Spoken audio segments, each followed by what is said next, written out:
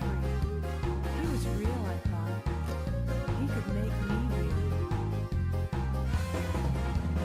When I saw you, when you were cruising in your car, well, I was down, I was lost and insecure.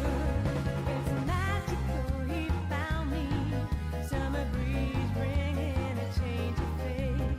He came by to ask me for a ride with him. Reality reminds me it could just be another drag.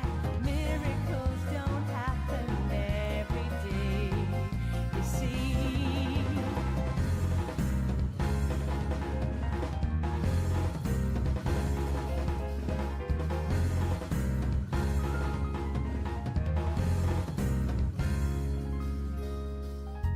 My days were changing. Excitements I didn't expect. I never knew riding with you could bring so much wonder. Everything a surprise. You're a beautiful machine, never slows, never stops. This was real, I knew. My life was truly real. You have no clue how long I've waited for this time. Life was a bore till you pulled me out of bed. Mysterious as we ride, I foresee we will never stop till we get to somewhere unexplored someday. It's destiny that we met. It's a thrill I was looking for. No one else could lighten up my heart this way.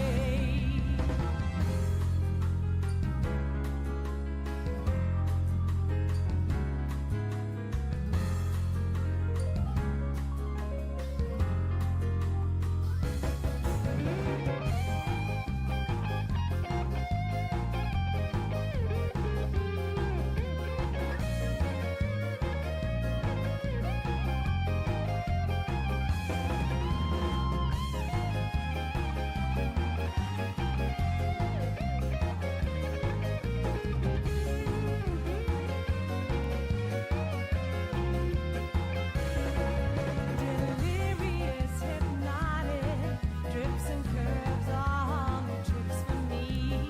Driving shows me wonders never seen before. So endlessly scenes move on. City lights shift to starry skies. Sandy beach and forest. I can't wait for more.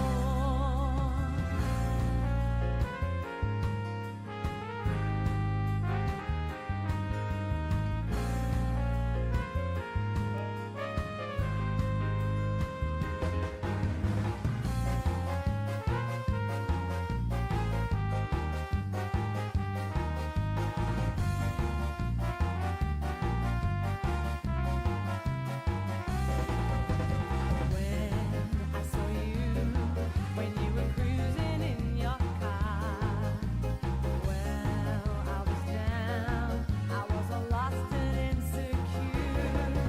It's magical you found me, summer breeze bringing a change of fate. You came by to ask me for a ride with you. It's destiny that we met. It's a thrill I was looking for. No one else could lighten up my heart this way.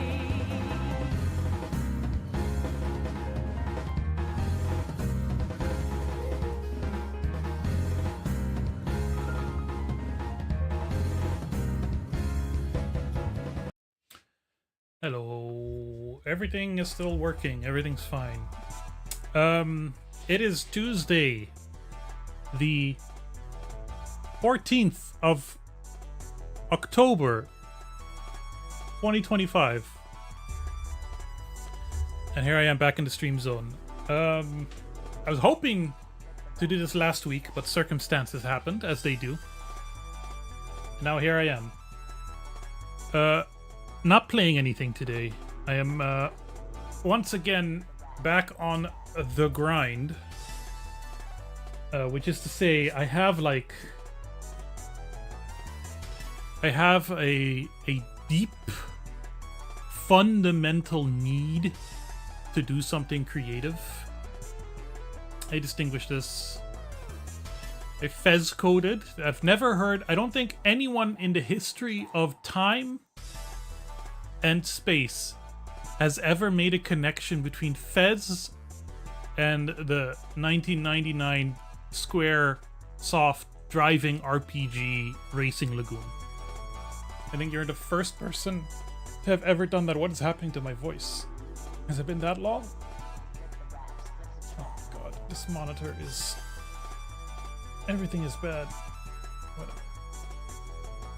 Whatever. Yeah, LLMs are incapable of doing that.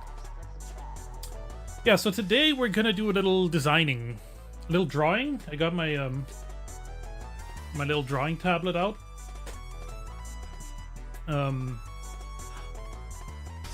Basically what happened last week is that someone at Mrs. Bob's workplace was diagnosed with terminal cancer, which sucks and really shakes things up for her, like professionally and personally and whatever. So it was a bit of a busy week trying to kind of understand all of that and comprehend it. But it also comes in a year in which... this is maybe not the death song.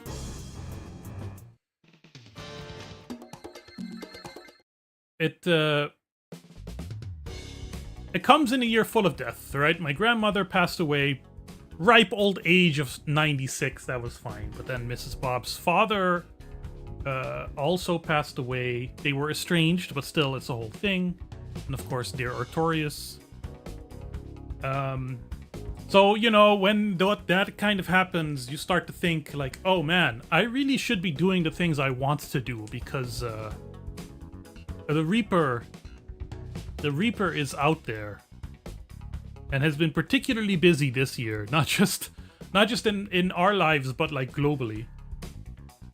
And I have a lot on my plate right now. Hey, Panic Sugar Stretch. I have a lot on my plate right now, but I'm like, one, I didn't really feel like playing anything. Two, I wanna keep the stream alive because I get to hang out with all you beautiful people.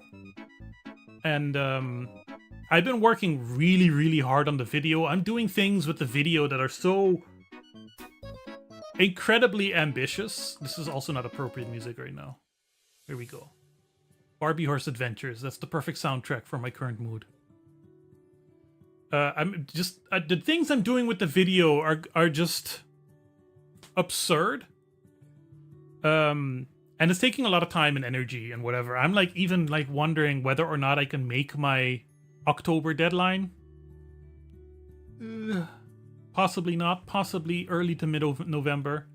But that's, you know, a bad video is bad forever, but a good video is eventually good, as the famous Einstein quote goes. That, and I've been working on a little side project, a little community side project, which is a simultaneously a lifeboat and a teaching project for me, which is a forum. More news on that later when it's done. That's kind of something I've been like furiously working on the entire weekend. I've just been like on my laptop, just going like this, just coming up with shit. The Gamedev adventure is the dream, as it is for so many people. And the dream is, and I have pages of notes, which I'll run through in a second because it's been a while since I've worked on it. The dream is a first-person job sim, life sim adventure set on the island of Aruba, where I'm from, in the year 2004. in which you run a tourist stand near a what would you call it, like a natural monument tourist attraction, and try to prevent. It's a natural bridge. It's a big, beautiful natural bridge right on the water, and you run that stand, but at the same time you're trying to manage the tourism while trying to prevent it from collapsing, which is what happened to it in 2005. And just a million things to do, and a fun car to drive, and environments to make, and whatever. And I have so many notes, and it's going to be incredibly technically challenging to make, and I'm going to have to learn a million new skills, but it's also what I want to do. So, let us get to the notes here. Let me get rid of these bookmarks. No, wait, this is not how we do it. We do it like this. Okay.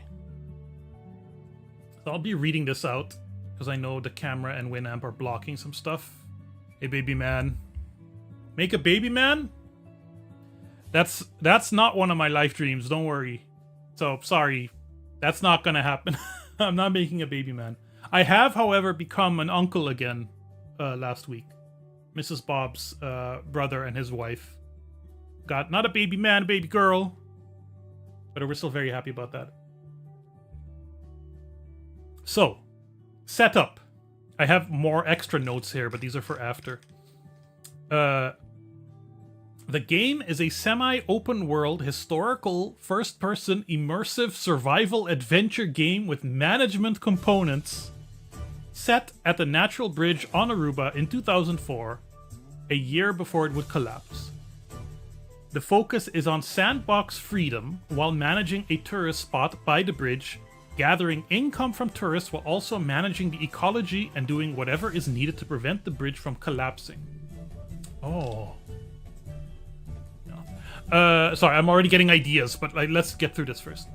The game combines historical education about the island with fun and engaging and sometimes challenging mechanics, rewarding exploration and experimentation, or some shit.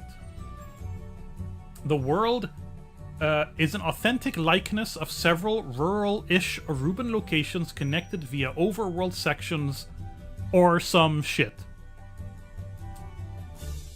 Let's see if we can just shrink the window a little so everyone can read along. This the flow is you need to be successful in order to get time to explore the world. Everything you do has a consequence. You lose money, or you lose energy, you need to charge some electronic device, etc., etc. The world is a large-scale set. This is all just notes. Right? I have a littering mechanic. You get fined for littering. So the game checks for litter items on the ground. There's chickens, roosters, donkeys, wildlife, random goats. Special things happen on real-life holidays, certain areas. Games within the game. You could potentially find a video game console of some sort, and that could have games within the game. You have weekdays and weekends, which have different flows of time, or like flows of tourists. Every fourth week is a rainy week that simulates the rainy season. After rain, certain areas get filled with mosquitoes and need to be drained. Plants are green. I'm better than Todd Howard in literally every single way, baby man.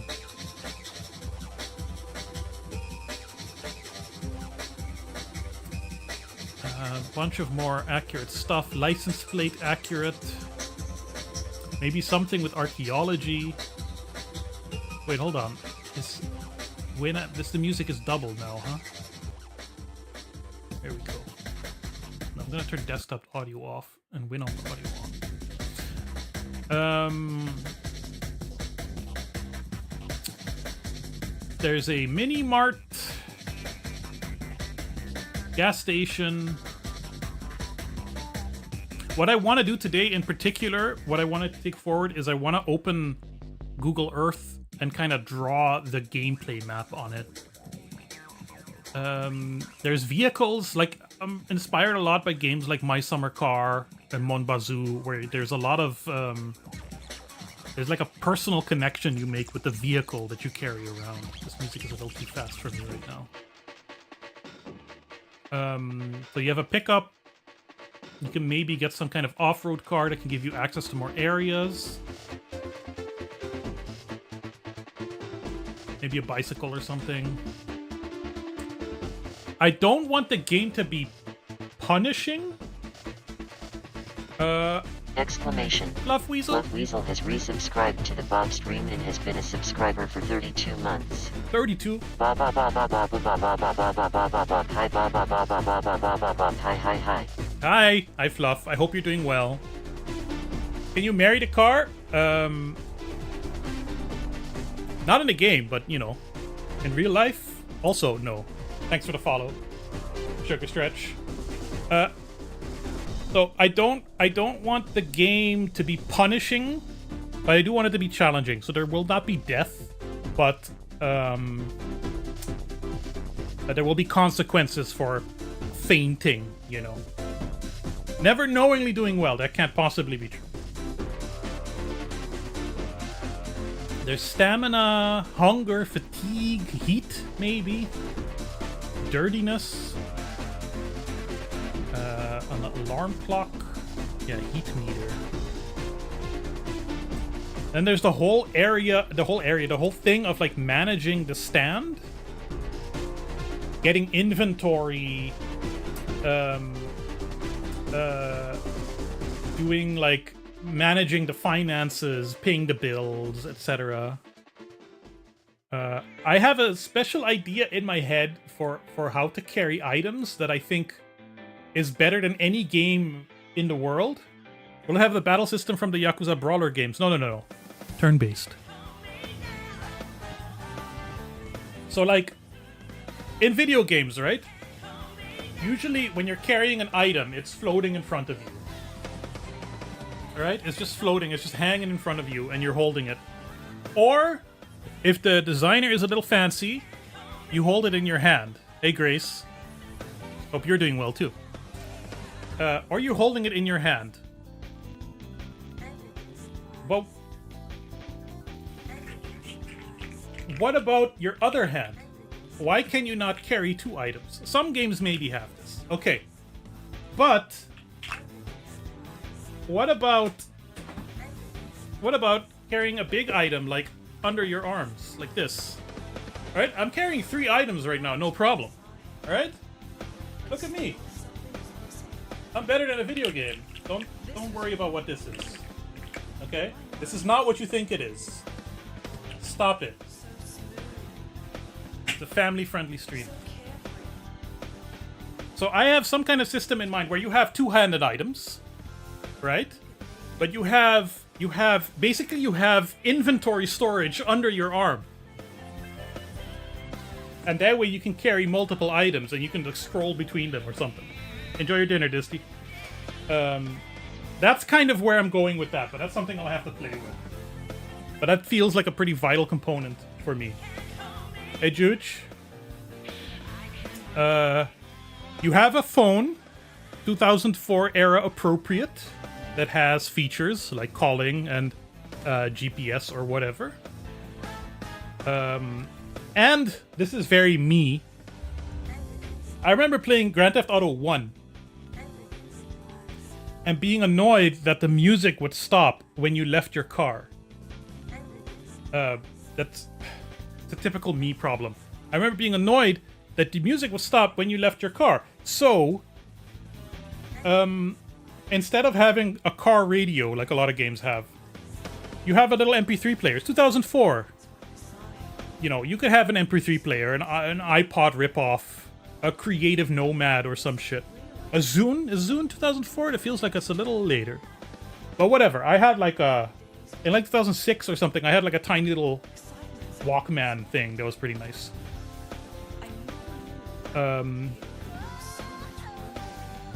The phone is also a camera phone.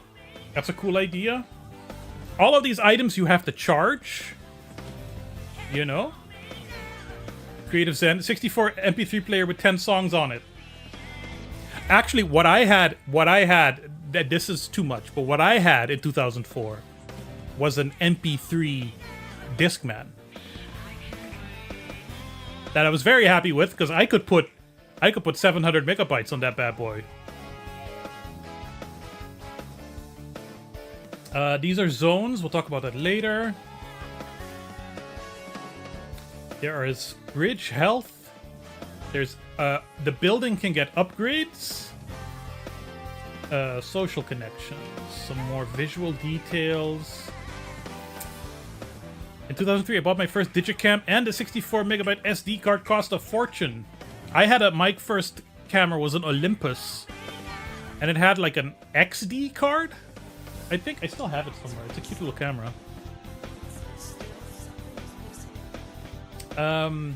Potentially, this might be a little too complicated, but potentially, this is a true thing on Aruba. You have the local currency, but people also accept dollars because it's mostly American tourists.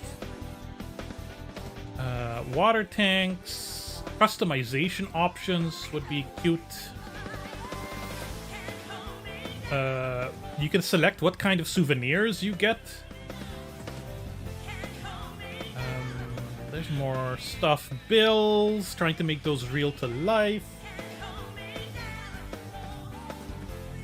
Maybe able to hire an employee to man the stand for you, so you can go and do off-roading and stupid shit.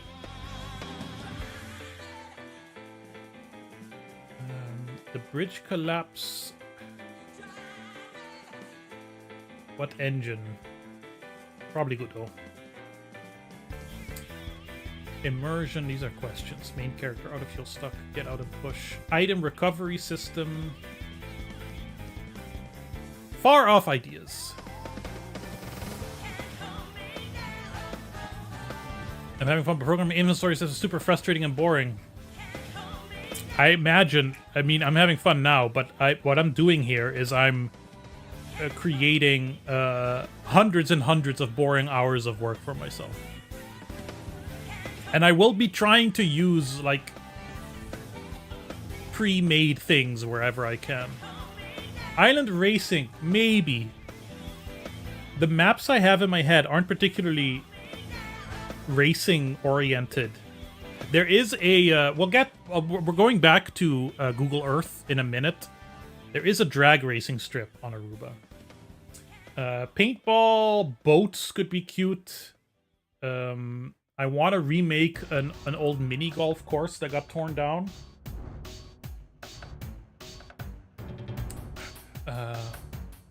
Would be cool to see your body. I've always said, it is my personal philosophy, that first-person shooters where you can see your body, at least your legs, but maybe even more, are superior to those where you can't.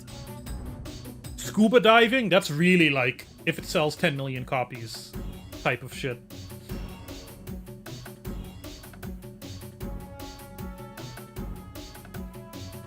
This was a cute idea. Whenever you sleep, there's a 0.x% chance that you have a dream sequence, which is the equivalent of a kind of mini-game or history narrative sequence.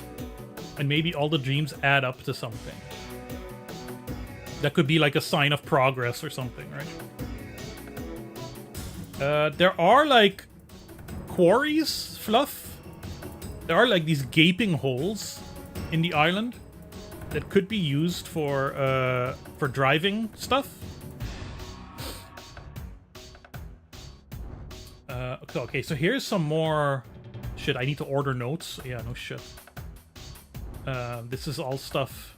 There's my favorite thing to say to myself. Answer the questions, motherfucker. Satellite data. I don't know how to spell the word satellite. Some adventure golf ideas. Needs a Chinese supermarket. More references. Polystation 64 is maybe what the console will be named. And you think about characters. Will the different language of the island feature?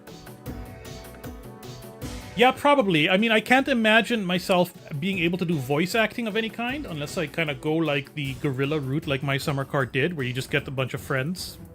But that's something that's also confronting for me psychologically for a number of reasons.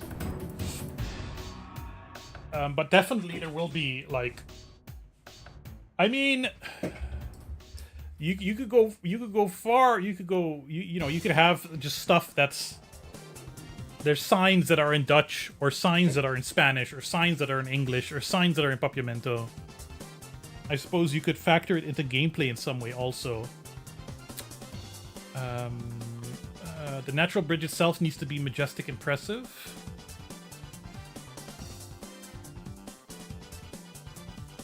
Use pandemic as the only reason there wouldn't be tourists here right now. I don't recall why I said this, because the game is set in 2004. And there are no reasons why there wouldn't be tourists. I think this is a note for another game. Optional pool. Where do we live? Do we live with grandma? Do we get to buy our own house? Easter eggs. Dirt baseball field. I'm just literally this entire game is just me recreating my childhood in some manner. It's all therapeutic. Find clippings of newspaper history would be cool. The tourists were shipped off because an alien called Bob has landed and everybody was scared as fuck. I do inspire fear in people, it's true. Car upgrades. These are notes from this year, after the vacation I took or during.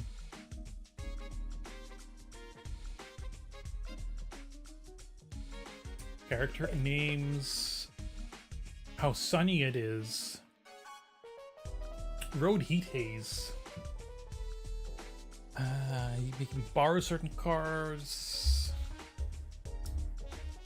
Here I have NPCs don't have full speech, but maybe just exclamation phrases like like visual novels have and stuff. Mosquitoes have to factor in somehow for it to be real. Clouds, billboards, integrate Artorias in there somehow.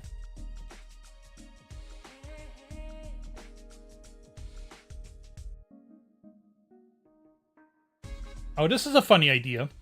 Before you can sell your own souvenirs, have a deal with a salesman in a bus or a van who parks on the property and sells souvenirs. And this character then becomes a rival who parks further up the road once you start selling your own souvenirs. And of course, a Helicops ad and Amsterdam stuff from period accurate games. Yeah.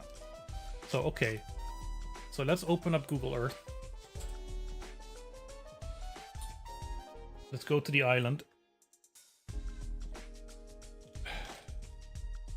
All right, so here's Aruba, right? Let's can we remove the signs? How do we remove the signs? Clean.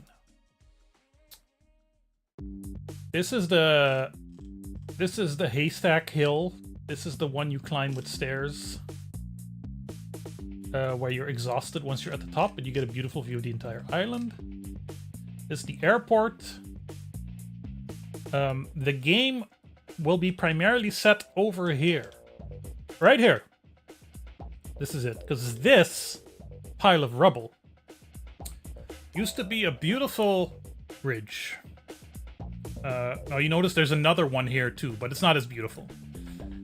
And this little house here, or building structure, is like the store, right? And to get to and come to the store, you have to travel down this entire road along the coast. And then here there's another tourist destination, which is some gold mill ruins. and then you're just in civilization again. And there's a certain vibe I'm going for here, or at least I'm trying to. Across from the natural bridge here is this beautiful rocky like beach inlet. People do bodyboarding here a lot, but this is like very inaccessible because this road here, I know the detail, the height detail here isn't enough, but there's a very steep road to it. Can't get there with a normal car. Cheerleaders or reality checkers? I don't need reality checked right now. I've had reality checked more than enough this year. No. We're here to dream. We're here to just mentally, like emotionally, create the ultimate thing. You can draw the graphics in MS Paint. See, you can help. Embrace fantasy and whimsy. There we are. As I do this, I don't know why I'm doing like hand signs you can't see, but as I am constructing this, then we start kind of funneling ourselves towards reality. Right? As I start actually building things in 3D and trying to make them work in Godot or whatever, then scope will be shrunken. But I want to have a version of this in my head that I can build towards. Because the document I just showed has a million things in it that on their own would take months to make full time. And right now I can afford 3 hours a week to just even think about this. Like I've been wanting to do this stream where I go back to this game for weeks now, and I haven't been able to, and I haven't thought about it at all. Is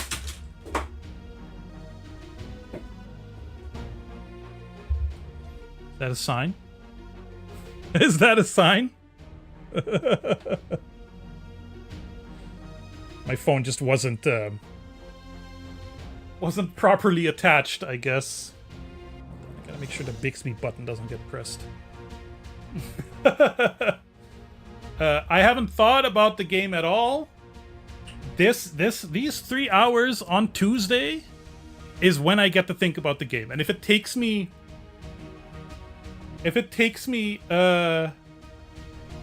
20 years to make it like this, then so be it. But what I want to do is two things. One is I want to draw a map. And the other is I want to look at some reference stuff. Because this area, literally this area, this however long this is. Can I measure? Copy coordinates. This is 40 meters. Hold on, this is 40 meters. 1, 2, 3, 4.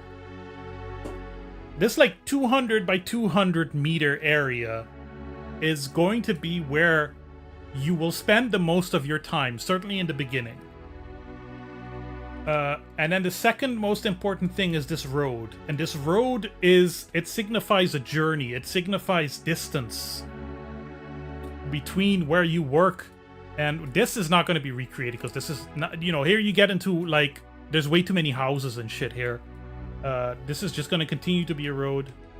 I have this idea of I don't know if I want to do this, but I have this idea of having like a racing lagoon type thing where to travel between zones, you have a zoomed out area with the tiny cars that you still drive. I don't know if that'll work, or I don't know, that kind of messes with the immersion for me. I like the visuals of it, but I don't know if I want that to happen in the game.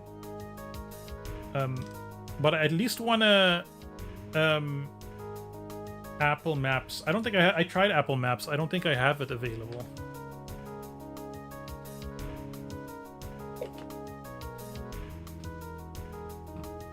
Also, I have better than Street View. I have better than Street View. I've actually was there view. Right. This is okay, so this picture is here. Right, this is like a little hill. This is the sign that you see is this sign. So you crest over that hill. And then you see kind of here, you can see the collapsed bridge, you can see the building here. These are these hills that are here. Here's the thing too. This here, I hiked this also. It's a great hiking trail. This goes all the way up the hill, it snakes up the hill. And then here, somewhere here, there's some beautiful rocks to stand on. This is like the highest hill in the zone. That's like there, I think.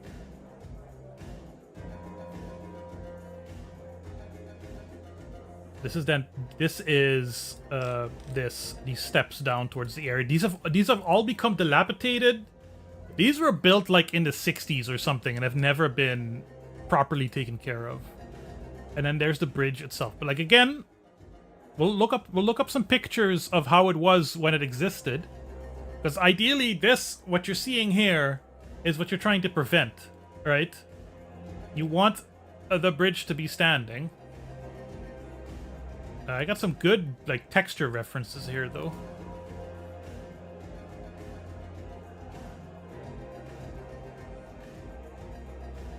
And this is the second little bridge, which it still looks quite large from here, but you can't like, it's kind of in an awkward position. This one had a whole beach to it, you know, so you could really see it from ground view. Whereas the second little bridge is kind of it's just a hole.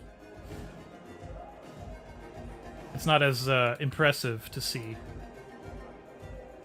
This is the gift shop place as it looks now.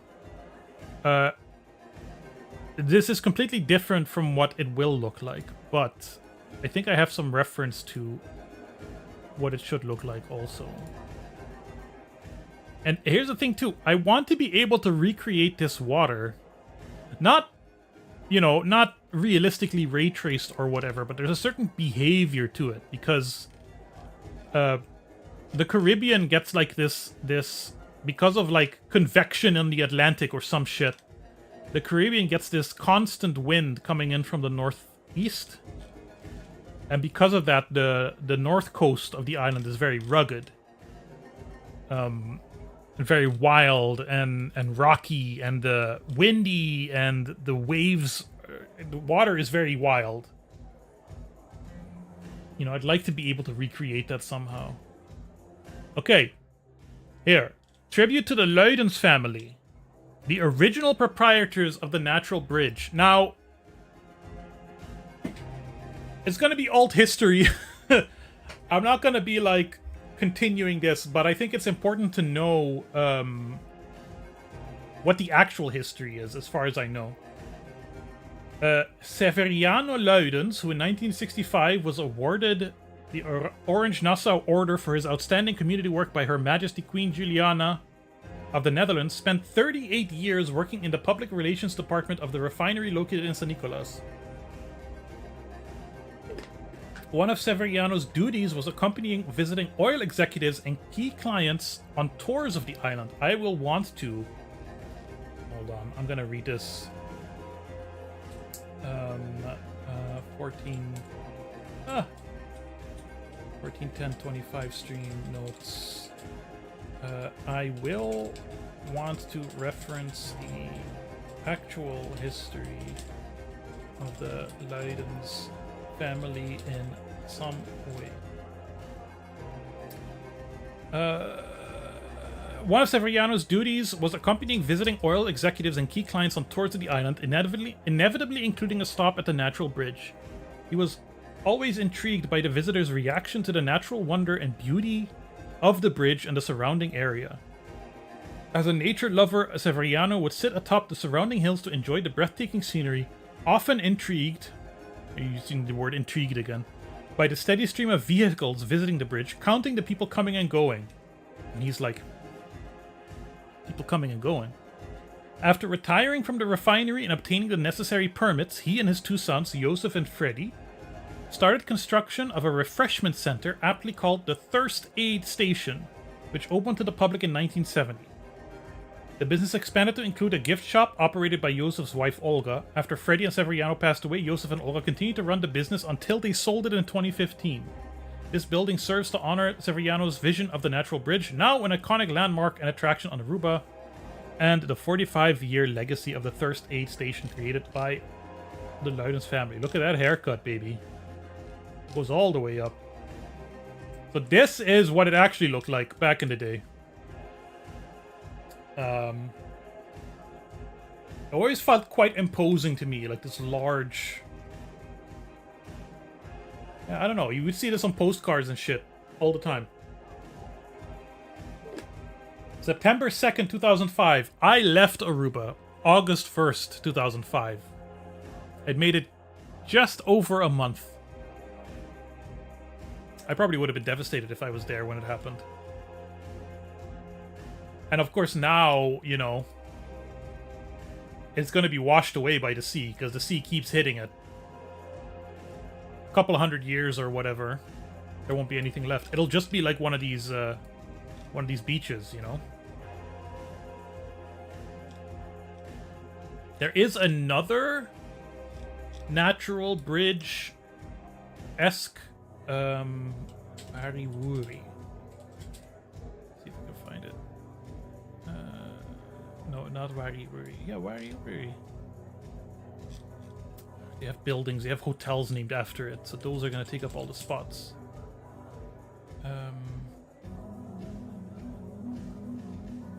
Yeah, it kind of looks like this. But what's weird is it's over here somewhere. This. So the bridge is under here, and it goes to nowhere. It just ends. Whereas this one... Assurance. Today is the day. Welcome back. This one, at least, kind of, you could cross it to the other side. There's nothing on the other side. These are just, like, ATV trails and whatever, but, you know. Yeah, and then there were some more interesting signs in the place. Here's a donkey. This is cool too. This is like a little display there of the geologic formation of the island. But these are the oldest parts of the island. These are 90 million years old. And at 85 million years after, you get the plutonic, whatever that means. But you have some unique stone types, unique geology to the island. Then all the limestone started popping up 2.5 million years ago. Something about the Ice Age. We talked about this, about the terraces and shit, and how that worked, and how the caves formed. Yeah. Is that it? That's the coastline. The coastline is 11,000 years old. Only? It's pretty young. And this is again leaving. And these are the gold mill ruins. Which are impressive to look at, but don't... There's not much to them, but tourists love to go there.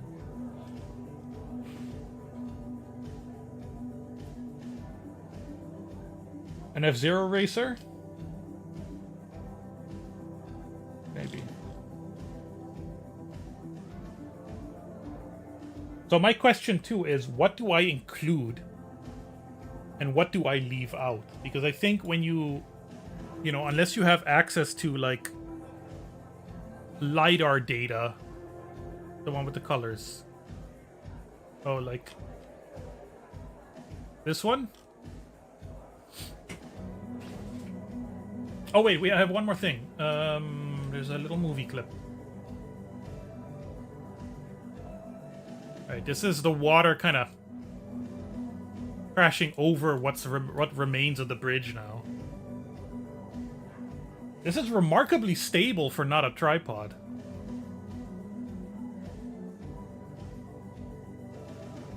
Of course, this is the fail state in the game. If you see this in the game, you did something wrong. I haven't decided yet if that means the game ends, or if it's just like, you know, you get the goal on the screen that just says survive. So what I want to do is take some screenshots. Unless you spend a lot of time optimizing, I think the answer is put in what won't make the performance tank. I mean, no matter what, this is coming out at the very earliest in 2030 or whatever. Alright? People might be able to afford the PlayStation 5 by then.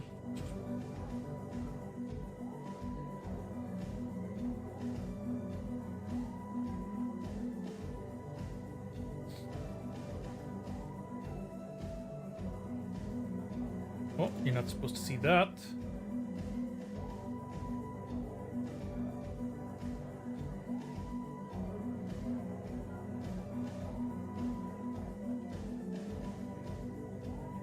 Before the next Elder Scrolls. Yeah, exactly. Let's find the image. Oops, wrong thing.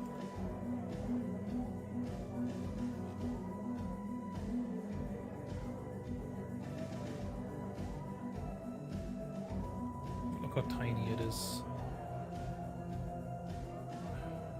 I want the move tool.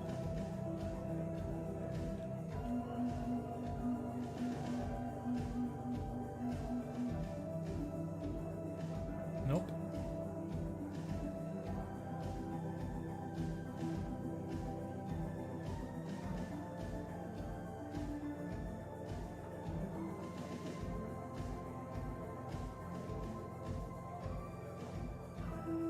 Let's get the drawing tablet out.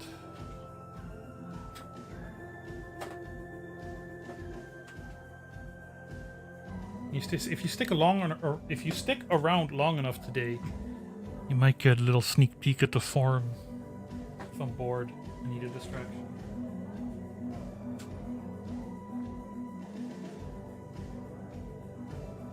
Okay. So let's get our pen working. Let's just get like a bright green color. So of course we have the bridge. God, this is way too... My brush size is too huge.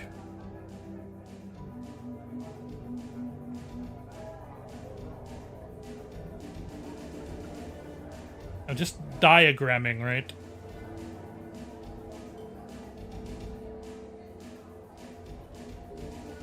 You have the bridge. I should not be drawing this on the image.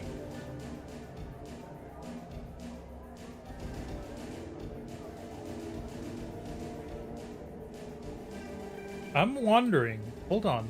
I'm wondering if I go to archive.org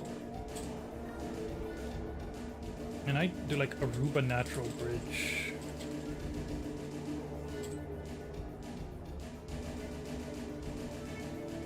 Oh, they got lots of pictures.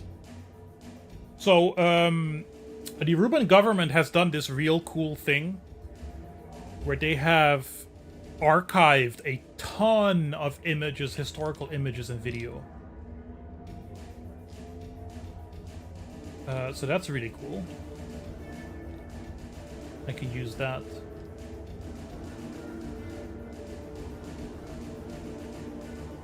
(1980 to 96). They got postcards.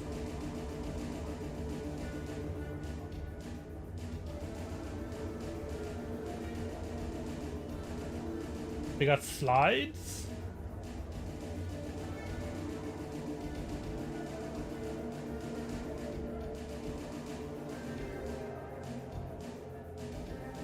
This is kind of... Oh, this is kind of what it looked like, yeah. This is ugly, though. I don't know if I want this. It had this weird little castle roof thing.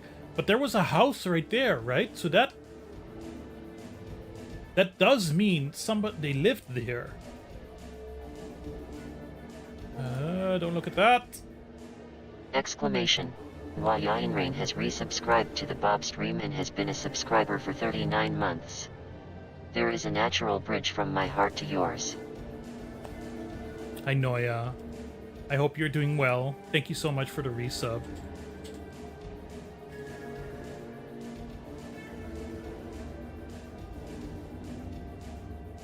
There, you can see Thirst Aid Station, Souvenirs Paradise.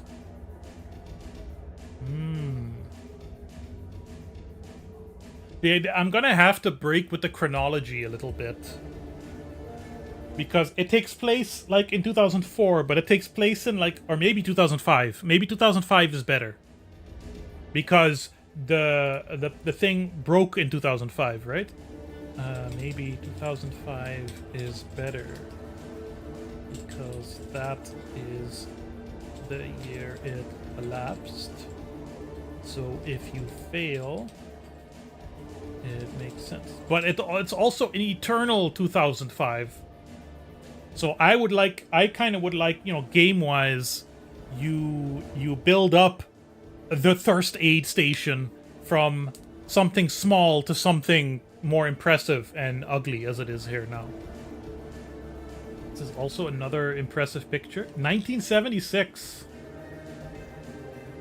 Although it almost makes it look like the people are this side. A person would be like this tall on here.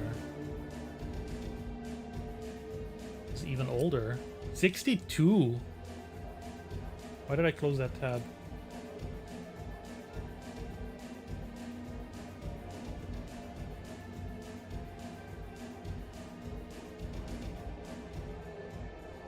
This isn't that old.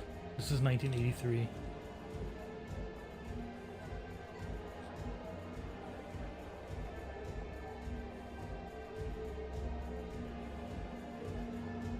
This is that same picture that was on the postcard. Well, you can see, like, this was from, like, this looks like it's from the 70s, or this, yeah, it must be the 70s, because that's when the thing was founded, right? 1986. Okay, the cars look really old, I don't know. But you can see these stairs down here and whatever, they were always kind of, like, dilapidated and shit.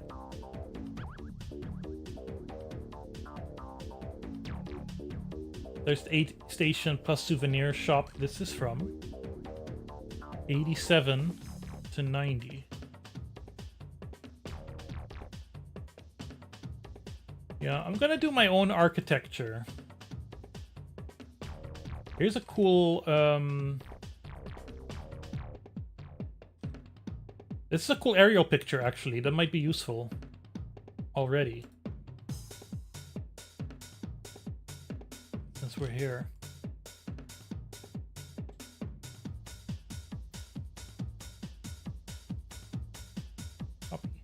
Copy image.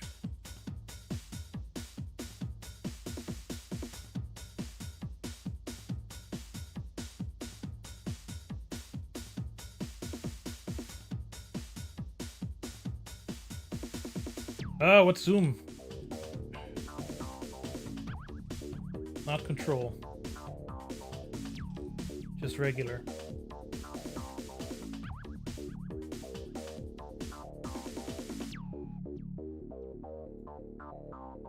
Yeah, this is more of an angle to it. This would be more for reference.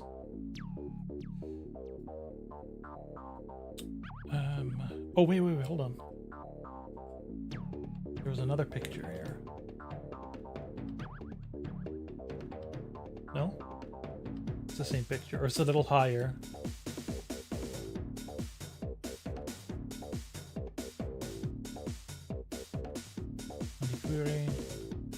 Yeah, like over here is actually a really interesting formation also. It's like a triple natural bridge. It's It's a lot more accessible now than it was when I lived there, but it also doesn't go anywhere. But like, there's 3. Let me see. Triple natural bridge. Aruba.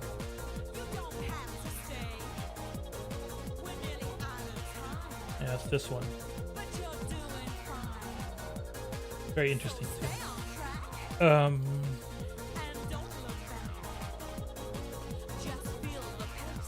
What I'm wondering too is if there is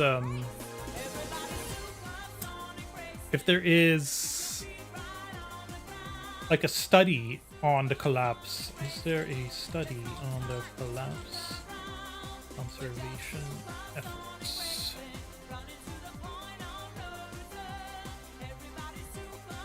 Yeah, these are the same aerial pictures.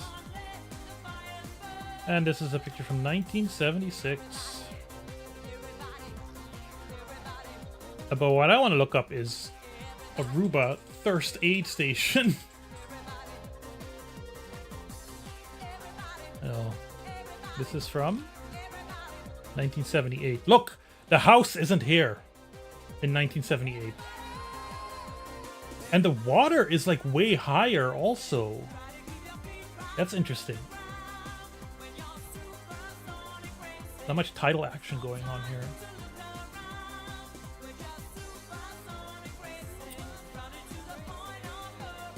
Anyway, let's get back to drawing.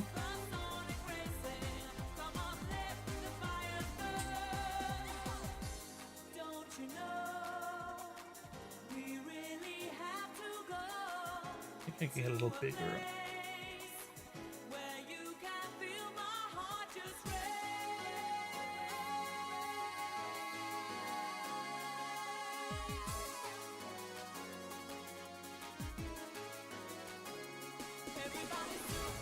So before the collapse, it looks like there were some rocks on this side too.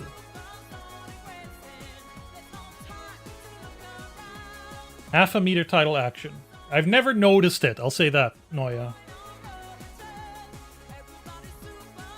I'm wondering if there were like more rocks here too, but...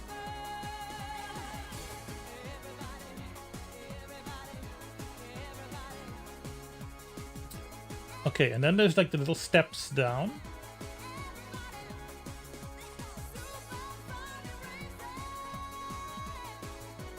Mark the steps.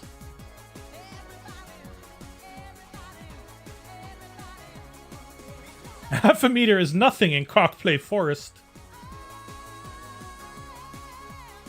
Are we talking about length or girth?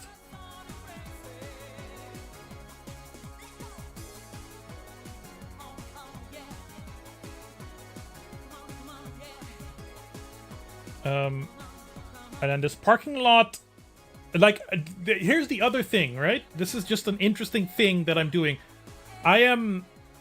Enjoy your run, Noya. Noya in rain? Running in rain! I don't know. I'm making something historical, but also personal.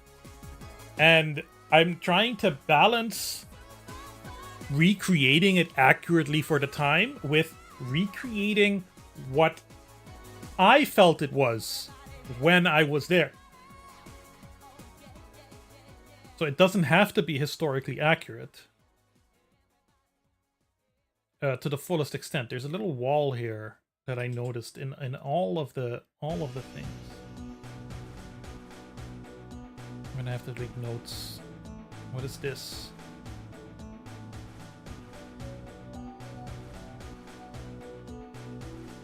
I mean, think about it. This is also a double bridge.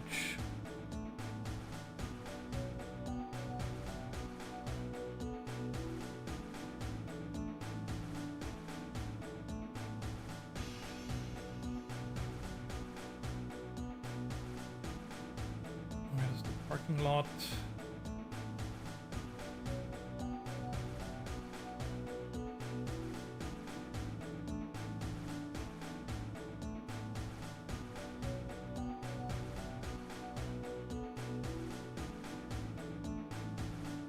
Every day's thick trunk day on Blue Sky.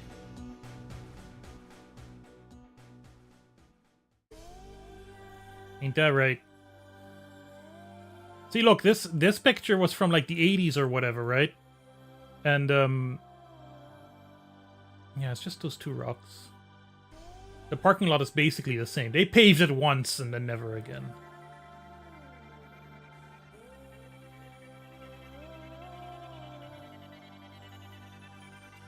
And then I'm just gonna put like a zone here of like buildings. And then continue the coastline a bit. And then here there's cool rock formations.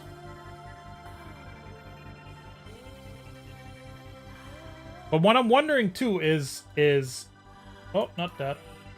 Where do I limit it, you know? Like there's these buildings here too. These are not houses or anything. These are like little you find these dotted all across the north coast. These are just buildings that people made so they could hang out there. This might be a house though. I don't know. I see a lot of cars here. But like, you don't go here when you visit a natural bridge. Nobody goes here. Whoever goes here to visit this specific spot, which is nothing.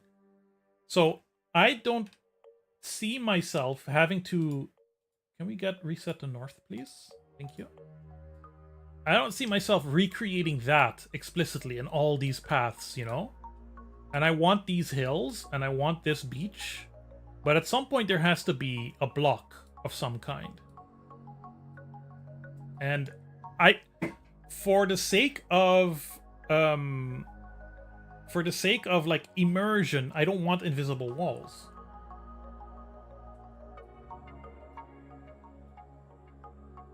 So I think this I'll cut off. That won't be there at all.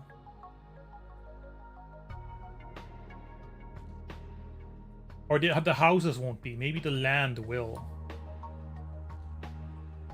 Maybe the land will.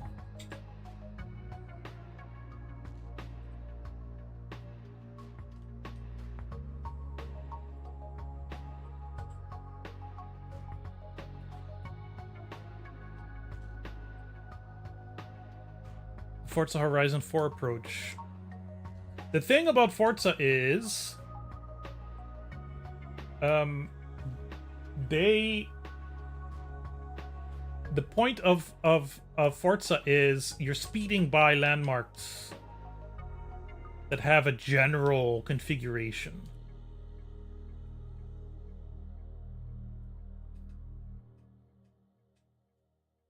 Okay, actually, you two, can you move down a bit?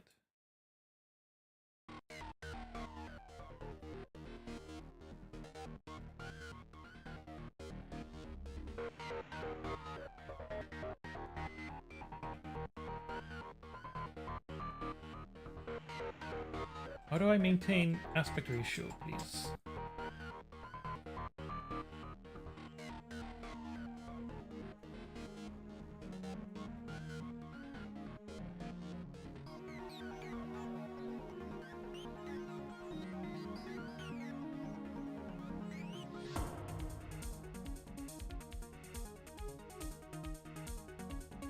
Shift.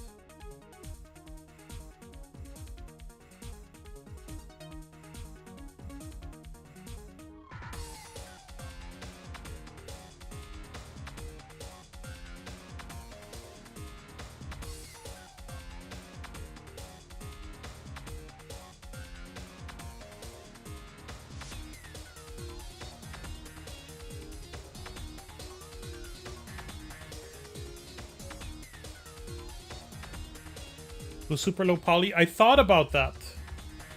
The only problem with something like that is that still takes skill.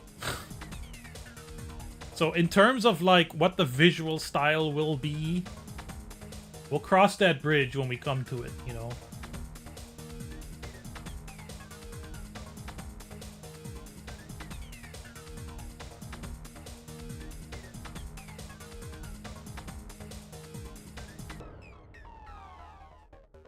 Doesn't need to be exact. Can I erase?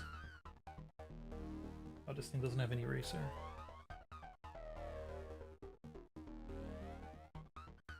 That's erase, but it's a very small erase.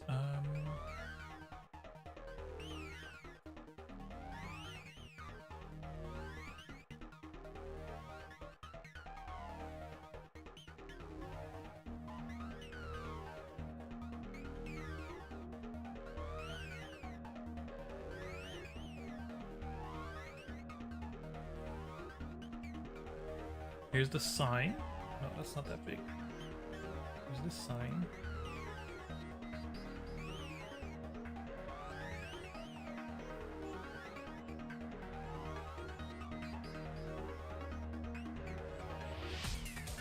What I want is certain areas I want a lot of detail. Is the thing. Point and click adventure? No, absolutely not. It's a My Summer Car like. Right? It's an immersive environment experience. This kind of double road is something I recall.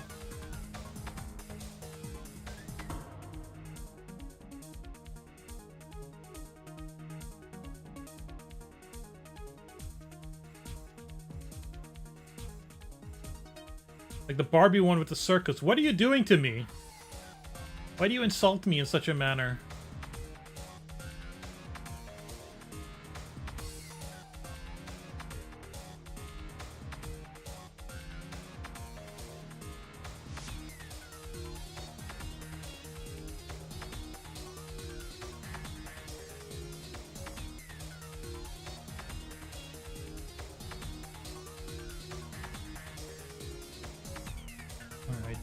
Notes.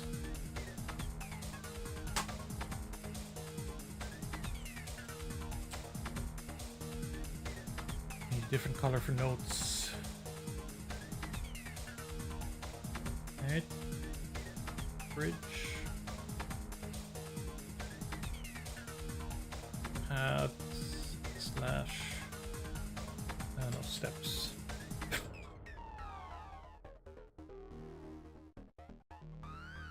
Steps.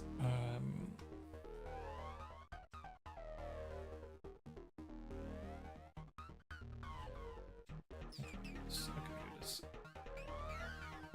Grid. 2. Rock formations.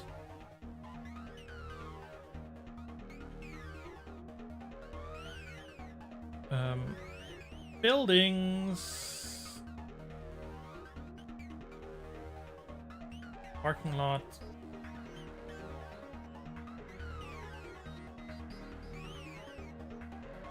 And there's the little wall.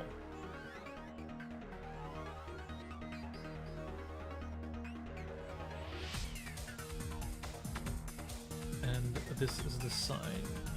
Chibi Robo, but you are at Bob's mom's house on Aruba. Okay, I'm gonna ban you, Fluff. Sign.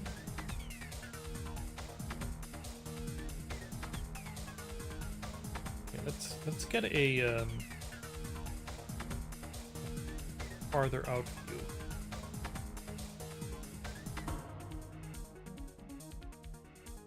So places I want. All right, you got the natural bridge zone. The natural bridge zone is this area.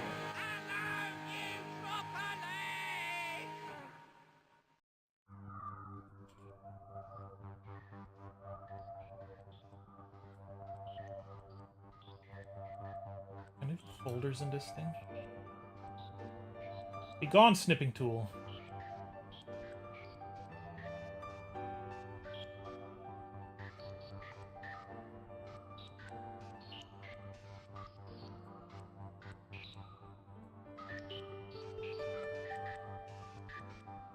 Or nothing, you can go. Sorry, I'm doing layer sorting. It's behind everything right now.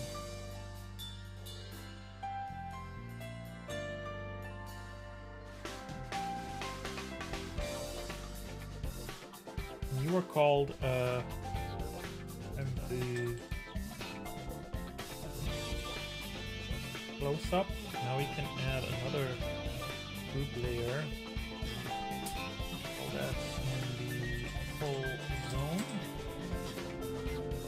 Add a layer in there. Get rid of you.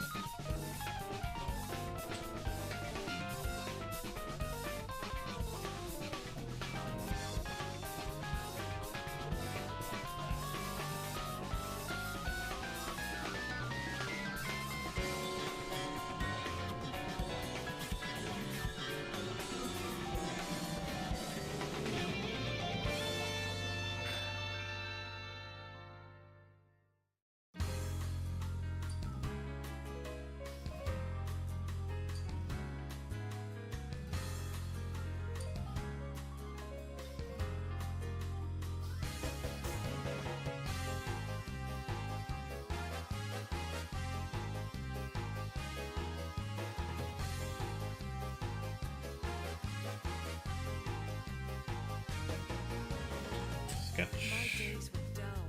Nothing new, nowhere to go. I had more than a girl could wish for. But still, So here is, I kind of want this drive, right? Which is, how long do I have?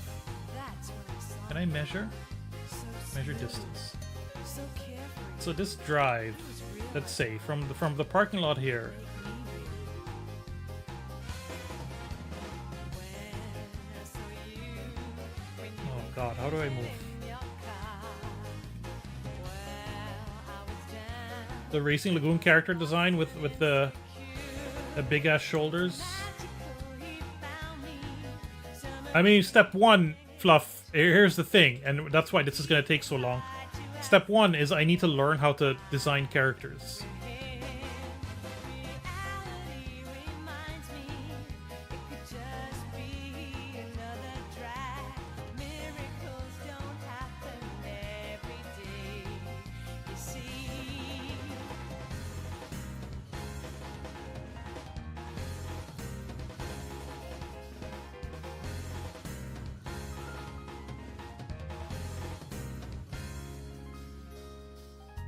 My days were changing.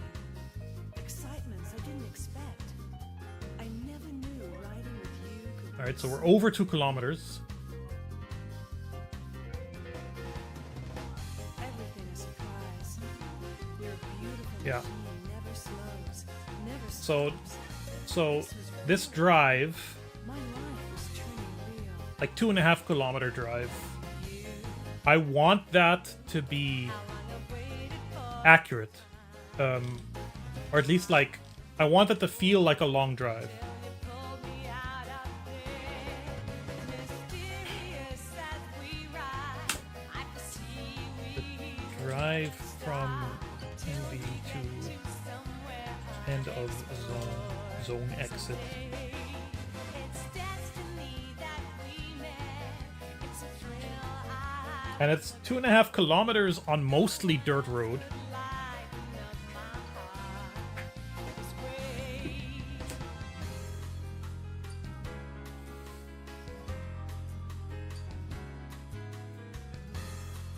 It could be a little bigger.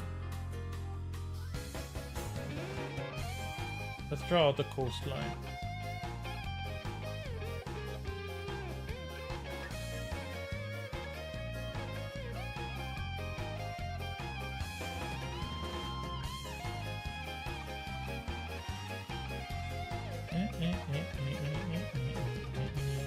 The song sounds familiar. There are 1, 2, 3, 4, 5, 6, 7 of these little things. This is the kind of project you can keep chipping away at from a different angle.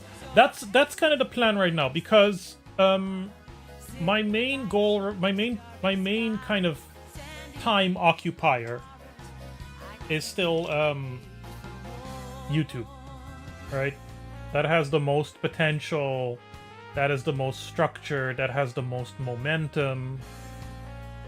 The other thing kind of that's occupying me right now, at least, is the forum. More on that later. But I need something that's a little more explicitly creative. That is a dream that if the YouTube hits it off, it can fund more time, you know. And 3 hours of streaming is if that's all I can do in a week towards that, then so be it.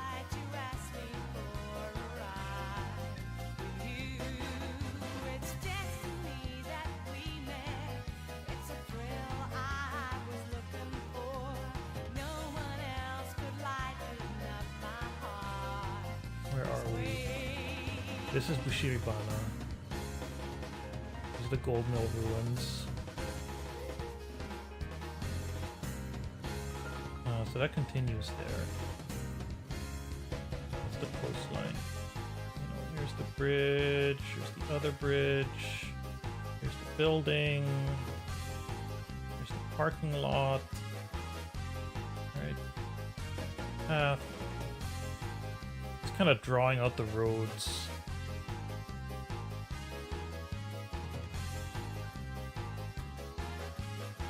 The roads that I want to keep.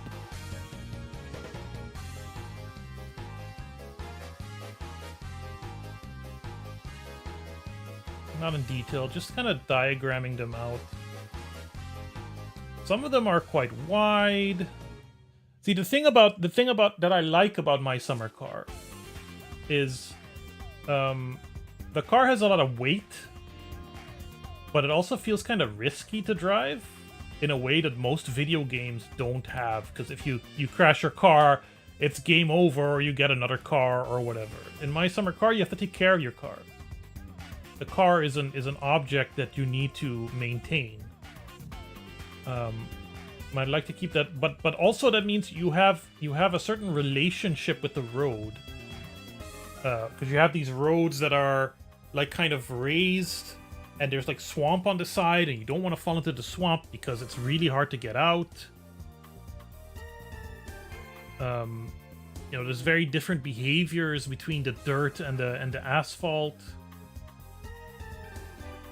Oh, my camera disappeared. I noticed right away. It's because of the Bixby button on this phone.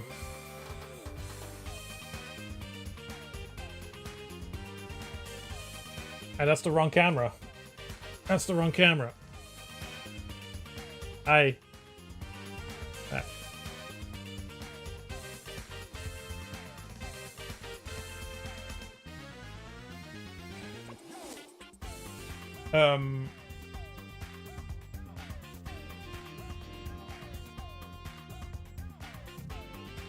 So the idea is to just kind of sketch out something I can start making. Right now the plan is this. The plan is kind of sketch out what I want this initial zone to look like, so that I can actually spend some months probably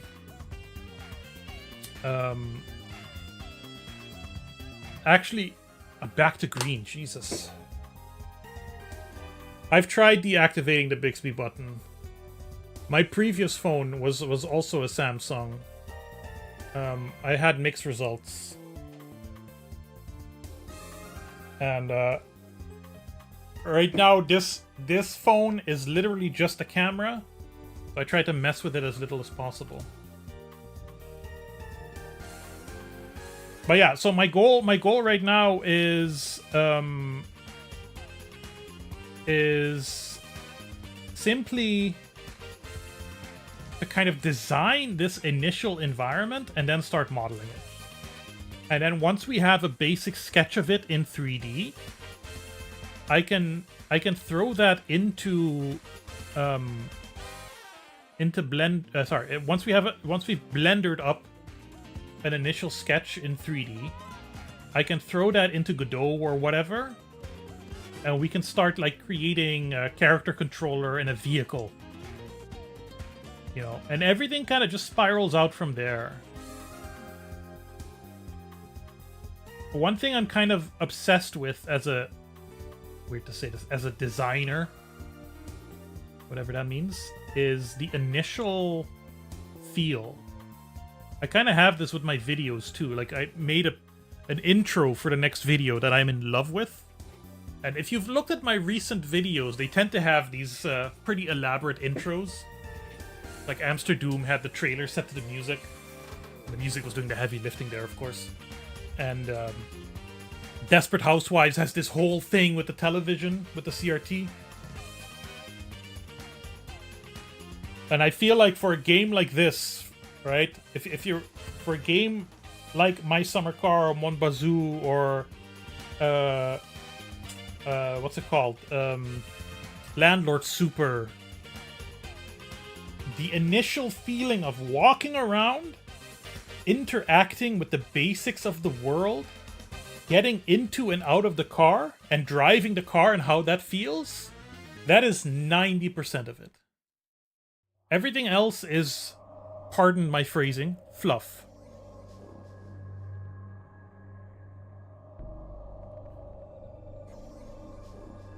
Yeah, how do I block there? That's one of the questions I want to answer.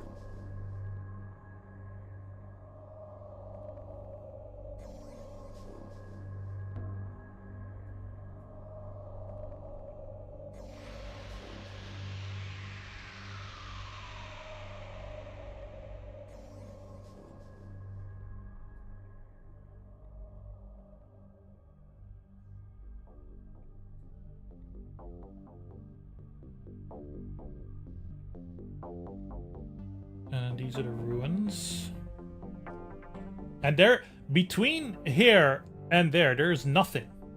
There might be Easter eggs. You might encounter another car or a bus. You know, there is geographic detail that you navigate. You know, there's little parts where the road dips, or where there's a rock, or where you maybe have to cross a little bit of water. But there's not a building or something to get anything. What I'm thinking is, if I want to get this initial kind of thing, I had the idea that what I call the Urataka zone. Now, Urataka is... Let me see if I can find it. Urataka. It's all the way over here. This is just like a... There's no street view here, is there? There's a picture. There is street view? Are you kidding me? Holy shit, there's street view. This is just like a restaurant, whatever. This is where I would go to watch wrestling pay-per-views at way too young an age. And I kind of want to take this as a model to create like an area like the town in My Summer Car, where you had a shop and you had a gas station and you had a few facilities, you know, without having to recreate all these hundreds of houses and their roads. There is the water tank right there. What I want to do, I think, is transplant this area in general. Can we get rid of you, please? Yeah. To right here. So that your entry into civilization is a shop and a gas station and some other facilities.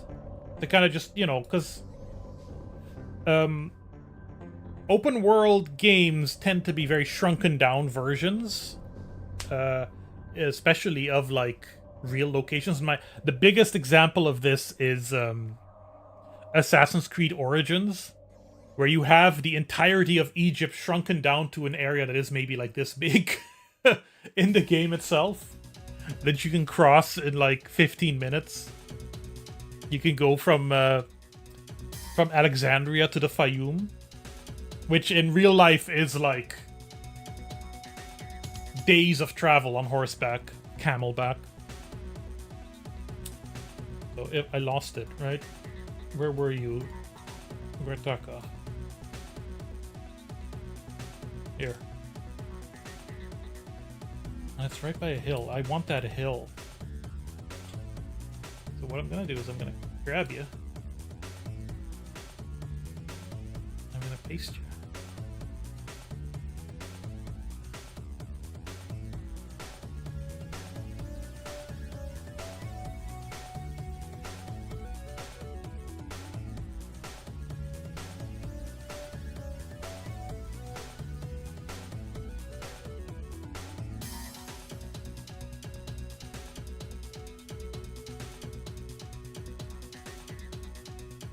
Where's the eraser?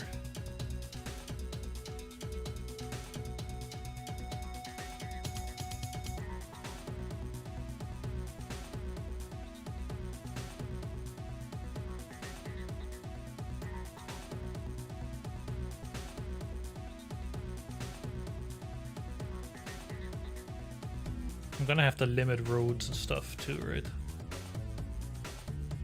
One thing I'm kind of hoping for, if I can get this game to enough of a playable state or a kind of a demo state, that I could potentially get funding for it because it's kind of like historically somewhat accurate. That would be very cool.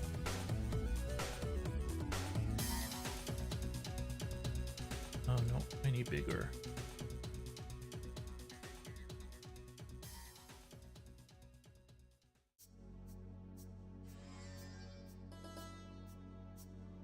Here's Urtaka. Then here would be the gas station. Wait, I had notes for this.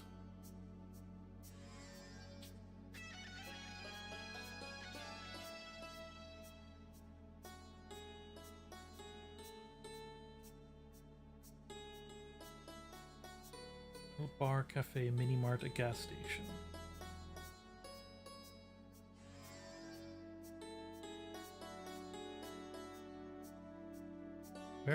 Where's Io?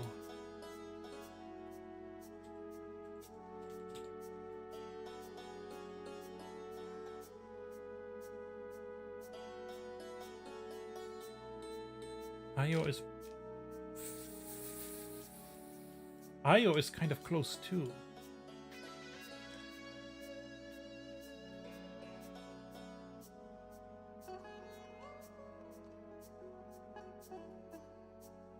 What is this? Oh, this is just a new neighborhood being built.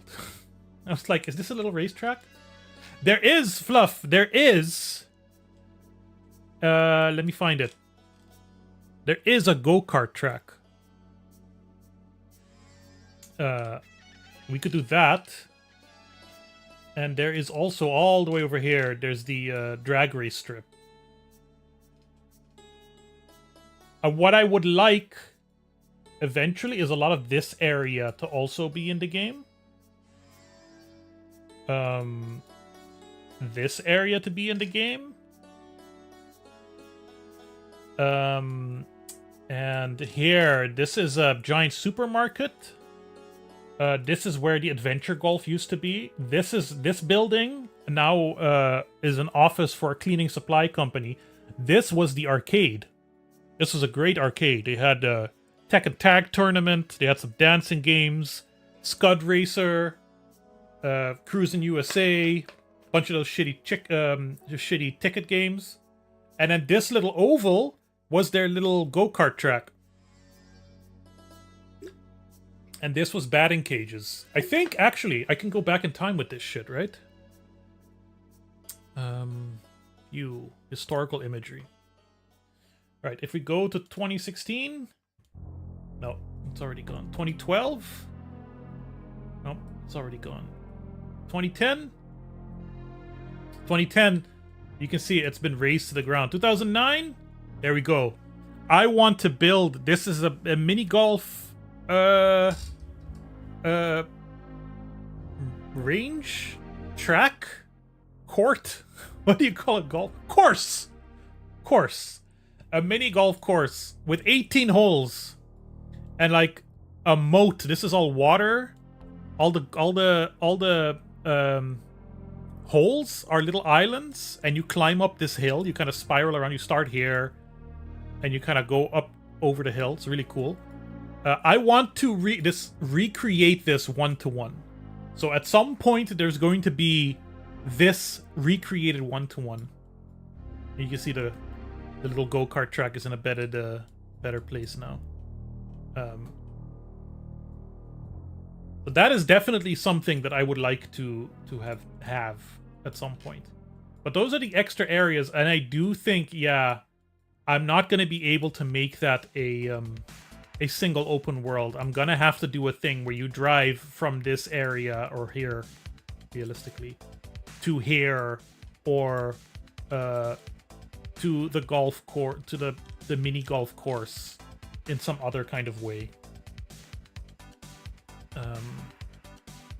But we need to paste a rock formation. Oh, that's cool.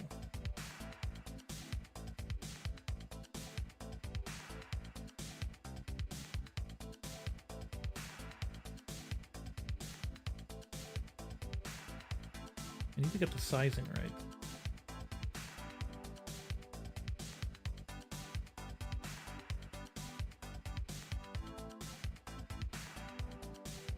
Like this. This is a good layout.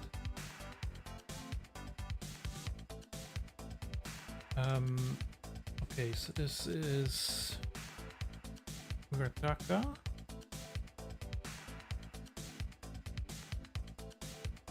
Right, and then the road continues. And it goes up the hill.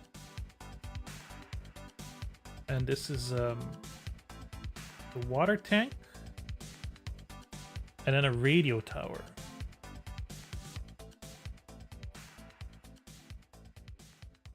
And then you continue on. Another thing I need to figure out is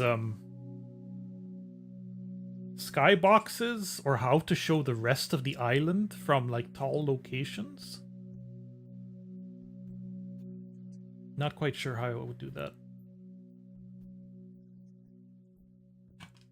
But I feel like I've got something here. Like there could be something here too. There's like an ostrich farm or something here? Is that what this is? Or this? I think this is the ostrich farm. But that is... that did exist back then. It was just being built then. I don't know if I'm gonna bother with that. And then there's all the trails and stuff, but the trails are like details.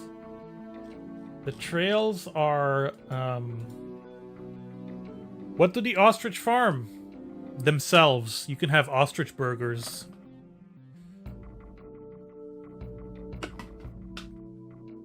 I've never been.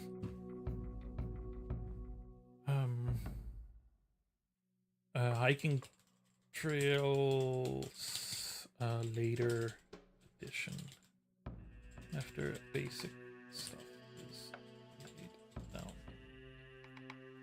Laid. There's also like it's not a zoo. It's like a little animal place. I have no idea where it is. I've never gone, but like they're not kept in like very good conditions. This is a vineyard? I know what kind of cycle you have to be to have a vineyard on Aruba. Not really the right climate for it. And then here there's over here there's a small wind farm. Now this was built after I left, but it's such a striking image. I would like to have it in the game at some point. Let's go back here. Get that, get that. So this goes somewhere. And this goes somewhere.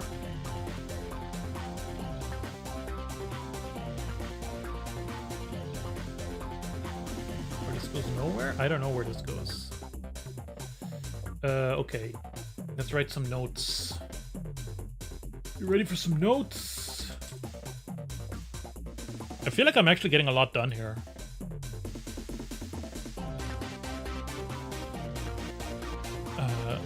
This is natural bridge. Alright.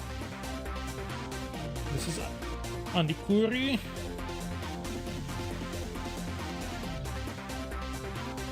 This beach also has a name. I don't know what it is. Give me labels. Shark Bay Beach. Alright. Sure. I'm not gonna name it. Then there's nothing. Then there's nothing. This is Bushiribana Ruins.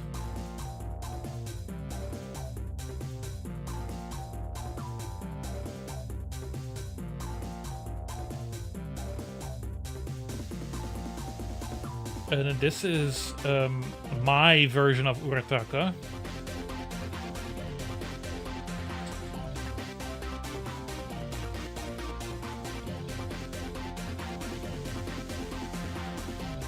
Water tower, not water tower, water tank.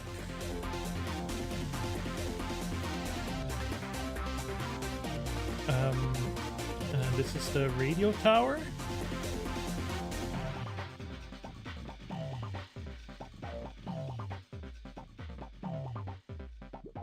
This is Ayo.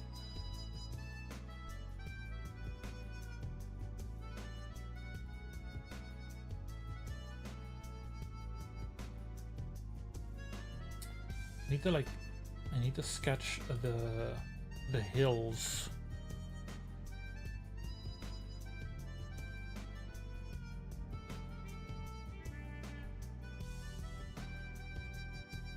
So this is all hills. Climbable, but not really drivable.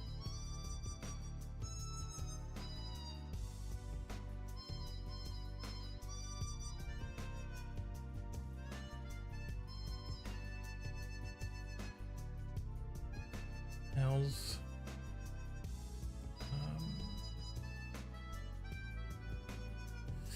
And then the map edge. This is nothing. This is map edge. This is what I would call it.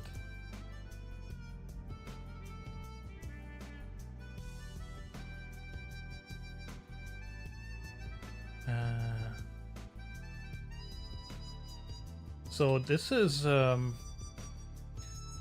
creepy Gratitude. cow. Creepy Cow has donated your 5.00 to the BOBSTREAM. Thank you very much, Creepy Cow. Appreciate it. I guess there could be a few houses here. I think there should be a few houses here. You should start seeing a little bit of civilization.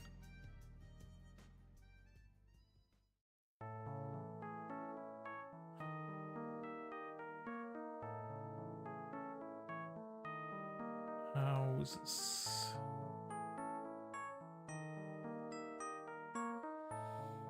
And maybe a couple here too. See, that's what I feel like I have a lot of trouble with, is the detail there, because every single house on this island is unique.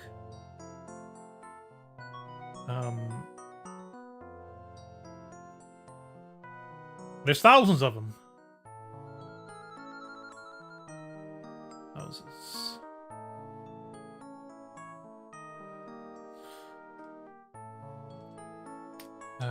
This is like the eatery. What would you call that? Mini mart, Chinese supermarket.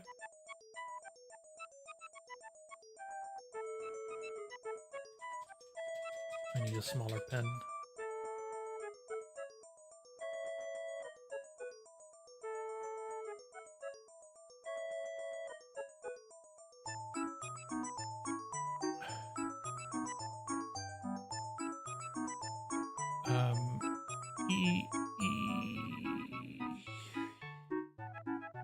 Eatery, and then this is gas station.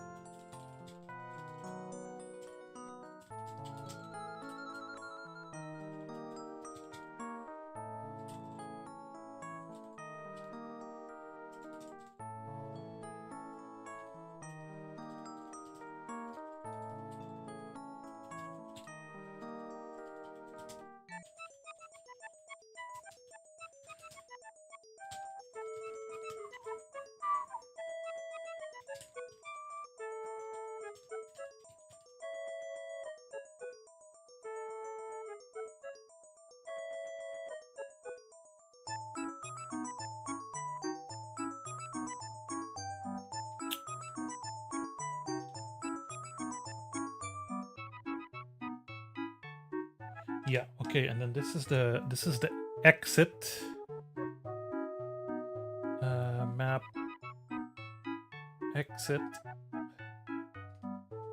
and then this is also a map exit. Eventually, eventual map exit. And the same is true for over here. If you get a car that can take the trip, you know, to Andikuri, then you could eventually leave that way.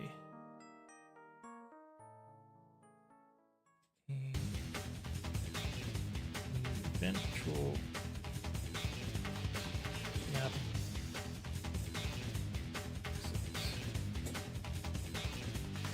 By God, we've got something here.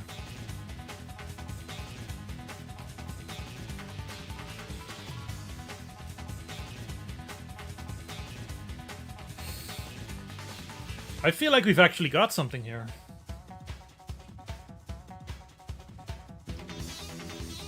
I know this just probably, you know, if you're looking on the screen, just probably looks like random scribbles. For some reason, some of the road is painted on the layer. Whatever. I can fix that.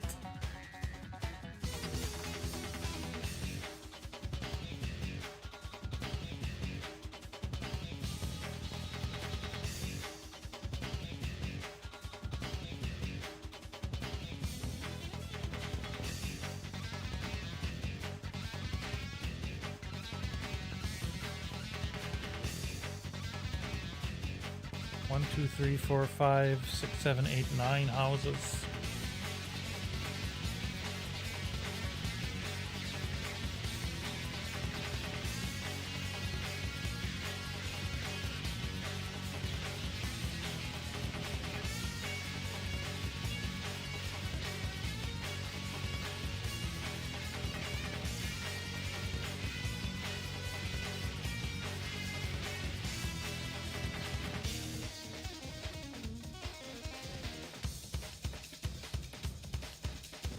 The hills, I think in the first revision, the hills will be entirely inaccessible.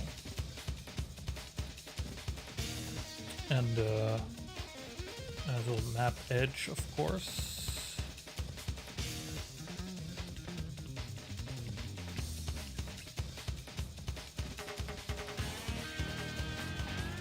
I should probably give the roads a different color.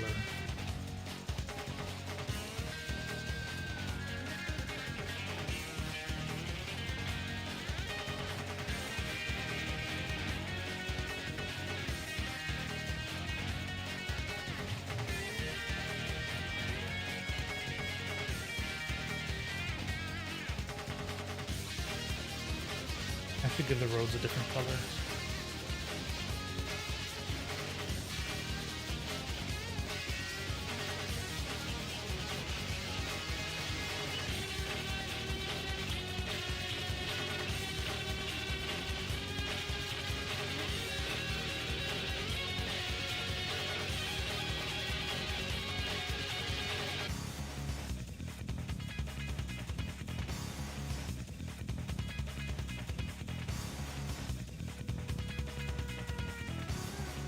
You know what's weird? I'm accomplishing exactly what I set out to accomplish today. There's been actually quite a few days of that happening. How do I get back to brush mode?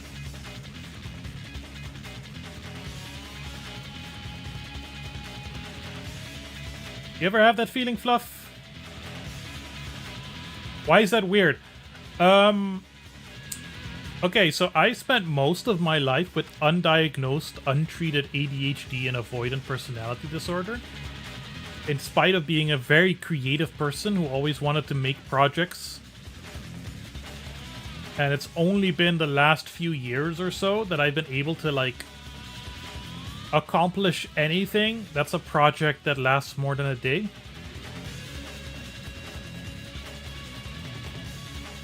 So, like, it's weird because my experience bank of that happening is still, like, smaller than my experience bank of failed projects. Hey, Carol.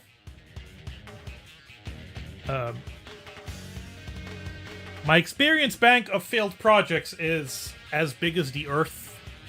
And to be fair, especially with the YouTube stuff, I have succeeded in finishing quite complex projects over and over again, but that's a handful of videos versus like a pile of abandoned ideas, games, concepts, just paintings, entrepreneurial plans, whatever, and a level of income to match, shall we say.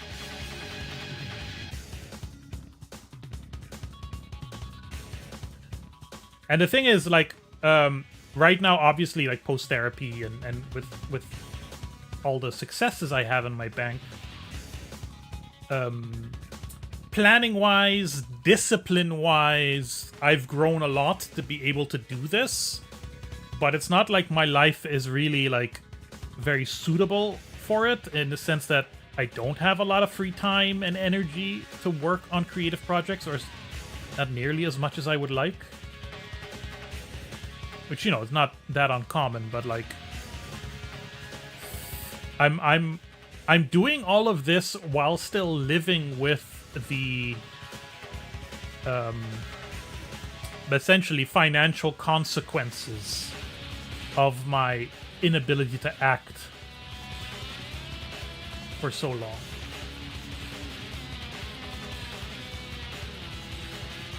Which I suppose also makes it all the more impressive.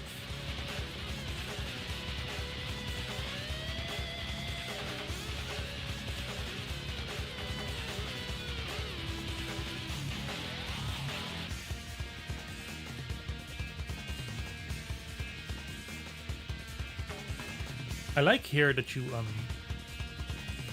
that I'm taking this road exactly from the map, that you kind of have to loop around, because the entrance to the rock formation would be here somewhere.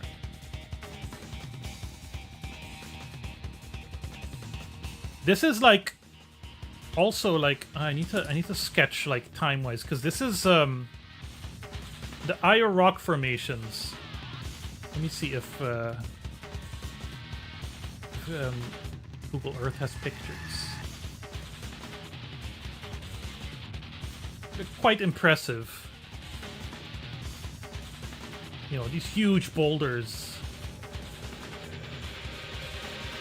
It's just like a park through these boulders, and there's Kaikatiyu cave rock drawings, which are very cool too. So that's not going to be in the first revision, I think. And I still have this question of Skybox. How am I going to accomplish this?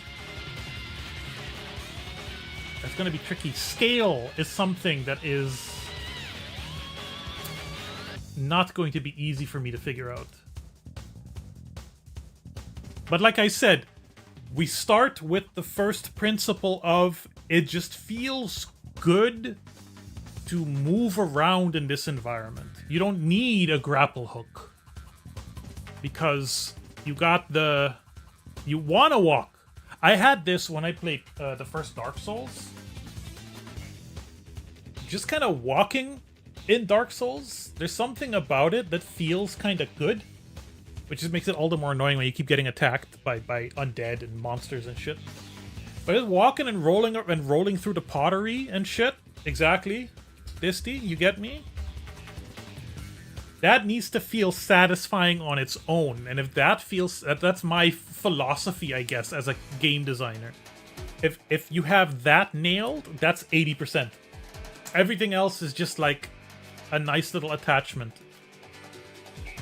I need to figure out... I need another color for temporary.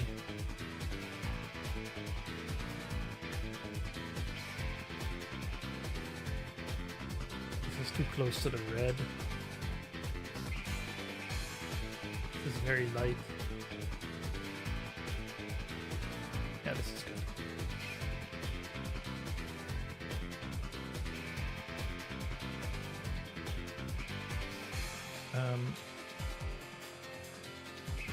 Yeah. This is phase 2. And so is this.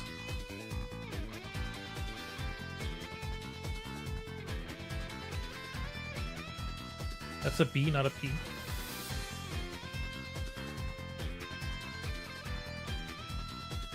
I think I have a similar thing with, you know, the classic Tony Hawk games, where, like, yeah, you have the game of scoring points and doing tricks and collecting stuff and doing missions and whatever, but just kind of rolling and grinding and finding lines and doing flips, that's the real meat of the game.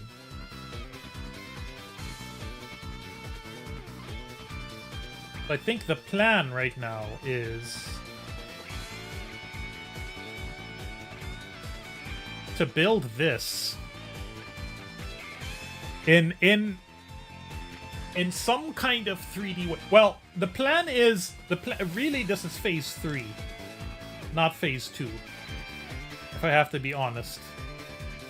How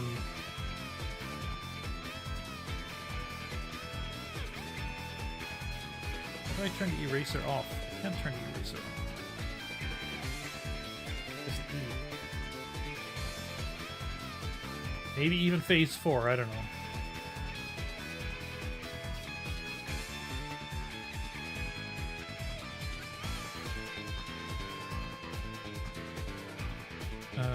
Phase 3. Because phase 1 is just this.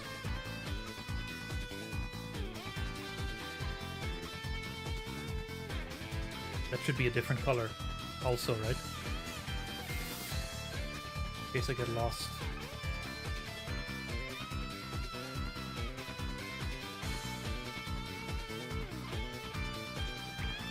And it's not about making it perfect in detail, whatever. It's just to block it out, get a sense of the scale, and also get a sense of the maybe the kind of style I want, and then because I have ideas too about walking. So again, we go back to the Heuberg. Alright, this hill right in the middle, right? A long time ago, I had an idea for a quick narrative walking simulator in which you walk these steps. And one thing, I did have this implemented in there, actually. The one thing that I had is, if you're walking on a flat surface, you're walking fast. But if you're going up the steps, your walking speed would decrease. to give you really that sense of weight and feeling that you're climbing something. A lot of first-person shooters, for a lot of first-person games, have their origins in first-person shooters like Quake and whatever, where you run insanely fast no matter where you're going, and speed. It's all about the speed and the action. And I want there to be a kind of deliberateness to it all. So I might, implement that kind of stuff too. Deliberateness. Is deliberateness a word? Walking. Maybe up, down, slopes, like miasmata. I don't know if anyone remembers this indie game from the mid 2000s called Miasmata, in which you were stuck on an island, and I believe there's like a monster chasing you or something like that, but you're mostly like doing science and collecting stuff, and you have to do like real triangulation of monuments to draw out the map. But one thing that game had too was if you walked too fast on the slope, like your movement had a physics to it. That if you walked on a slope, you could slip and fall down. And there would be like really nice sound effects that go with it too, to really make you feel like you're losing your footing. You can lose your footing. I like that. So those are things I can tweak by just making this area. Literally just this area. The bridge. At least one building. The parking lot. The steps down.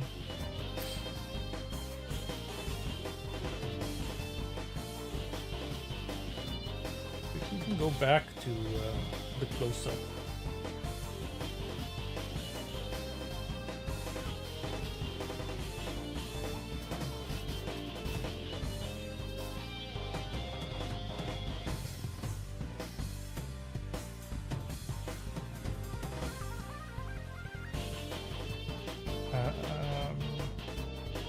Sketch. Let's go to orange.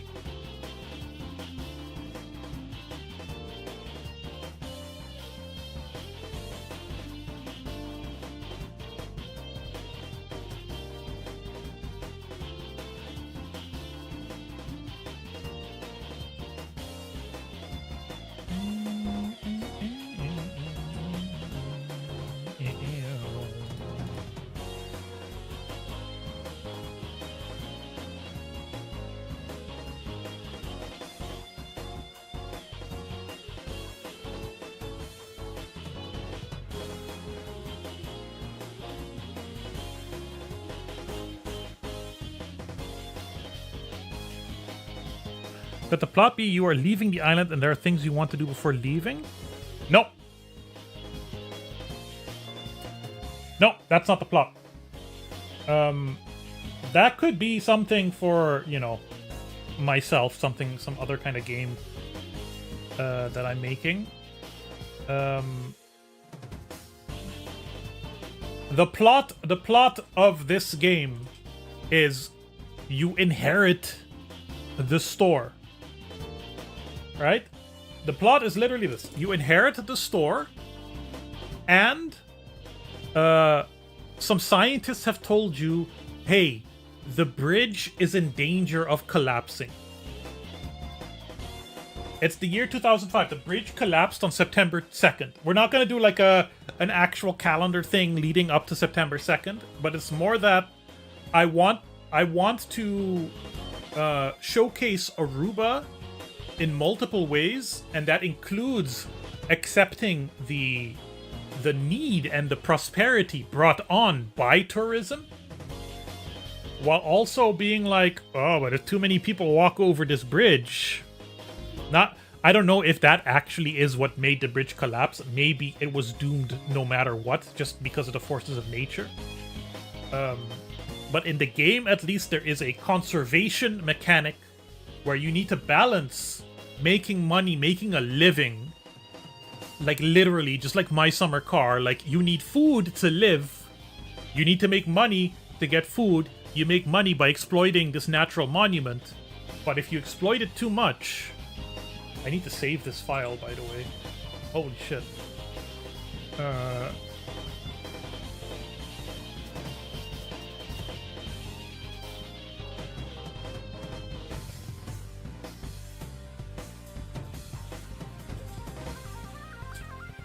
Yeah, so you need to balance that, right? I also have this idea for a trash mechanic where if you litter, you can get fined.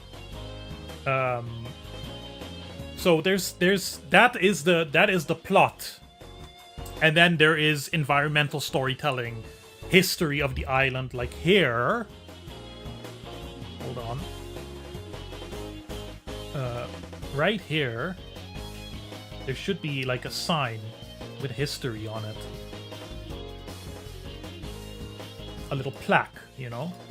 The natural bridge was formed like this.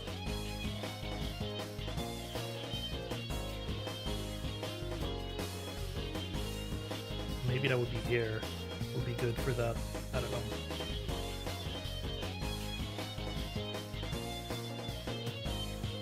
Like some of that is in the store now, but it's the year 2005. It's different. Have you watched any of Gets playing Water Park Simulator so much running around picking up trash? I haven't, but it's not so much that you have to run around picking up trash that others leave. It's more that I want the player to be conscious of what they leave behind.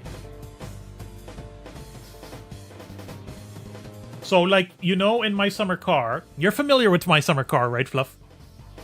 You know, in My Summer Car, you carry around that crate of beer bottles, right? And then you can press a button to grab a bottle and drink it. And then you drink it, and then you throw it away. I like that. I like that because it makes it seem like that beer bottle is something real in that world. And your actions affect the world in the sense that you leave trash, you leave items. The things you use still exist, or their packaging at least, after you use them. And I think that ties in very neatly with you know, the idea of trying to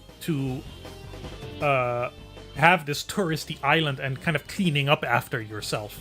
It sets an example for people too. Persistent trash, absolutely. That's how I have it. That's how I have it written down. Trash. Not there. The other one. Trash that washes up on the beach. Garbage. Where do I have it? Littering mechanic. You get fined for littering. Like bottled water is a cheap, easy way for the player to stay hydrated. But then you have this piece of plastic, and if you just leave it there, it's going to be there forever, and it's going to kill little lizards or whatever. Right? So you put it back, you put it in your backpack, and then eventually you throw it in the trash properly. And if you don't, there will be consequences. And I wanted this little path here to kind of loop it back.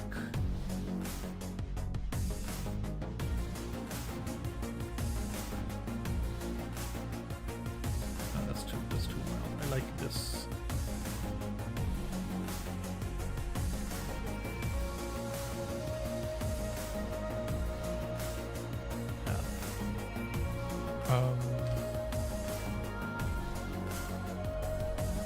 This, you know, for phase 1.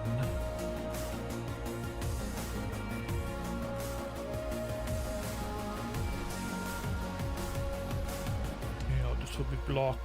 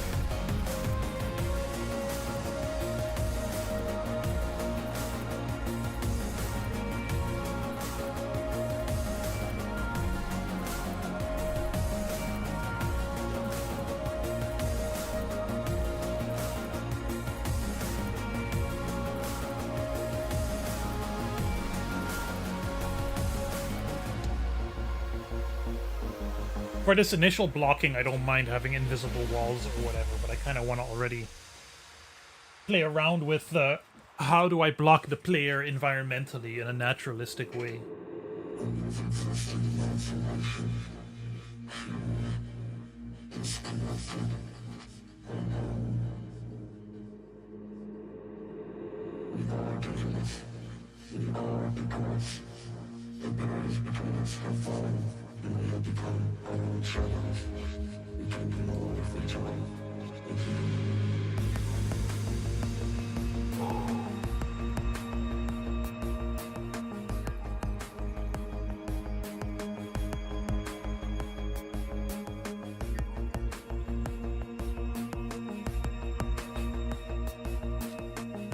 Zones.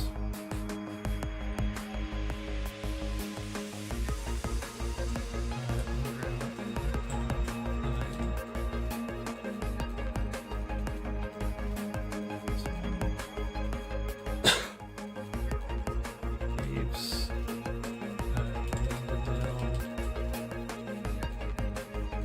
Marga.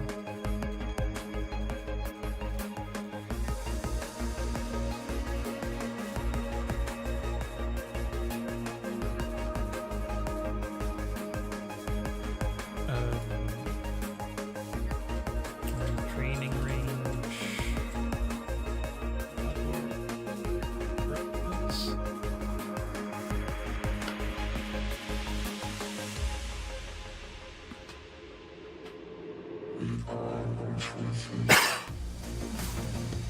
Bridge with Pass on Balashi, the Donkey Sanctuary.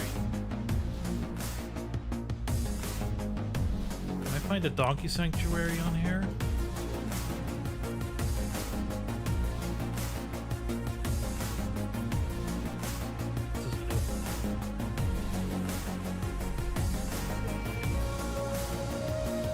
This is it. This is a Donkey Sanctuary.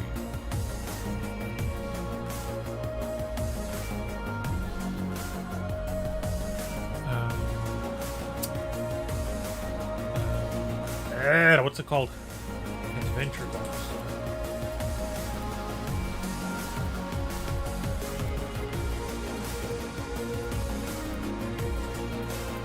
Literally just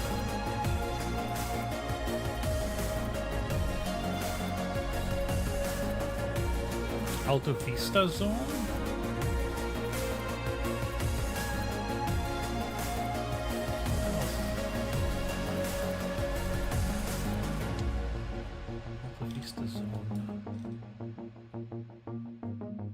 Hiking trails, I guess.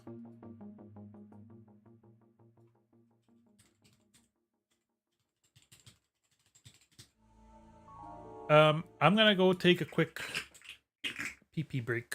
I'll be right back. Where's the BRB button? That's the one.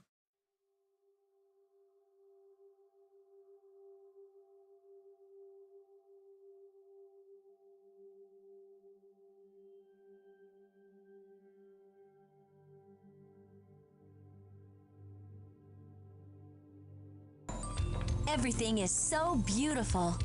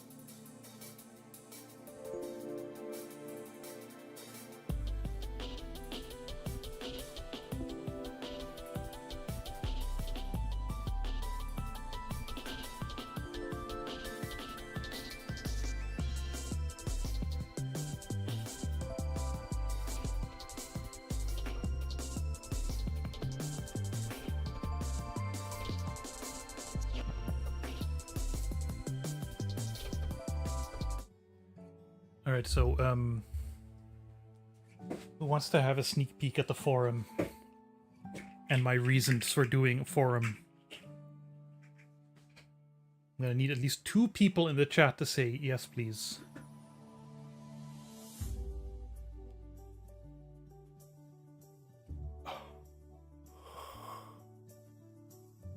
Been very productive so far. I'm really enjoying it. That's 1 yes, please. That counts as half a yes, please. I don't know if anyone's active in chat right now, Disty, so... Do you want a personal exclusive look at the forum? What is this place? Jesus. See, Aruba is a small island, but it's a very dense island. There's a lot of little roads. If we go to map... Oh, this is not a road map. Everything. Look at how many little roads. Is that even actually everything? Yeah, probably. Alright. Let's go to the underscore.xyz. It is okay, Carol gets to see it too. It is a somewhat basic discourse install, discourse being the forum software du jour. But with a lot of really small tweaks. You got a little Discord widget here. There's chat.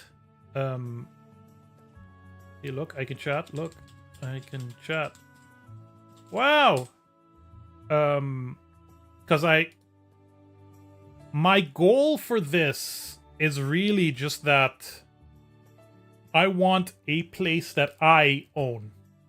This is not hosted by Discourse. This is me having ordered a virtual private server of my own with Ubuntu on it, and it's completely under my control, or at least under the control of a European web host, you know. No, not Pac-Man, please. Because, you know, Blue Sky is like 2 or 3 more controversies by its idiotic owners from just kind of collapsing. And I certainly don't see a lot of growth there. And Discord is just like... When's the last time Discord has made a good decision, right? And right now, Discord is the home of the community, but I don't trust Discord. It's an American company that is owned by big money and big tech and all that shit. And I have plans to grow the YouTube, to have more than 6 people watching me on Twitch. The games, clearly, the game ideas is like a pretty big, grand idea. But also, I have a little bit of nostalgia for a time when communities existed outside of these kind of big tech umbrellas, and I'm certainly not the only forum on the internet, but I feel like I've done a pretty decent job of running a small but very comfortable community on Discord, and I'd like to continue that in a place that I control. Now, Discord is not going away at all until it is, which is the expectation. And when it does, this will exist. Don't ignore this logo here. That's going to be replaced by my own logo that I still have to work on. And I have no, like, I've just worked on the tech and the back end and the setup. I need to come up with like moderation rules and proper categories and all that kind of shit. Last night I figured out cookies and privacy policy shit. But I've been having a lot of fun setting it up. And it's a good base to grow from. And again, it is completely under my control. I'm not beholden to any other organization. And, you know, in some ways that's a detriment because discovery and whatever. But in other ways, I think this is the future of community again. I think with the way that the internet is growing, and developing, and the way big tech keeps kind of strangling everything, we need to retreat back to the olden ways. For instance, I have made sure that this is a forum that has signatures. You know? I have all kinds of little things like that, plugins and stuff I figured out. I've chosen these colors very carefully. I've chosen this theme very carefully. Most discourse themes are much busier. They have all kinds of icons everywhere. Like usually under the first post, there's like a summary with like who replied, how many views. I don't give a shit about any of that. I just want people to be able to talk and post funny GIFs and, you know, just be in a place where they're comfortable and free and whatever. So that is what's going on right now in this zone. In terms of like when it becomes public and stuff, that depends on how much time I get to work on it, because I've kind of spent all weekend working on it to the detriment of not working on the video, and the video does have priority.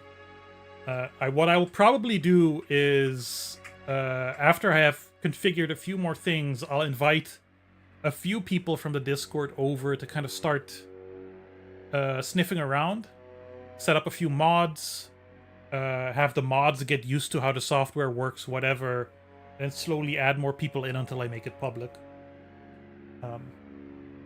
That is the plan. We'll see how it goes. I kind of have to figure out how to finance it too, because it's not expensive, but it does cost me money. That's that. That's your sneak preview. Now forget everything you've seen. I need to think about more zones. Snorkeling zone. Oh. This is like a really nice snorkeling zone. Mangalhalto. When Bob Channel blows up, it'll pay for itself. I hope so.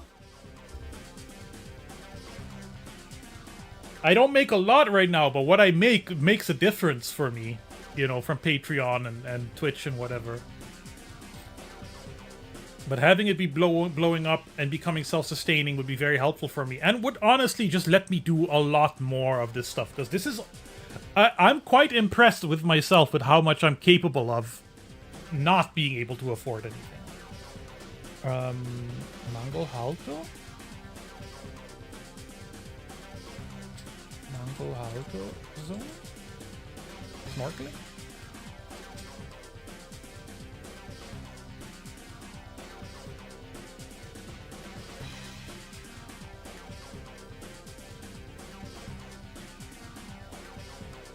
Where was Wagyu?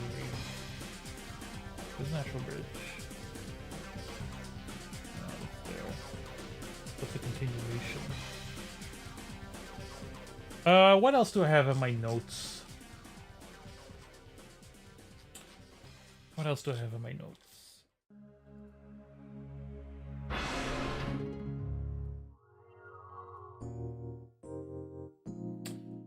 Write out notes, fill in blanks, adventure golf,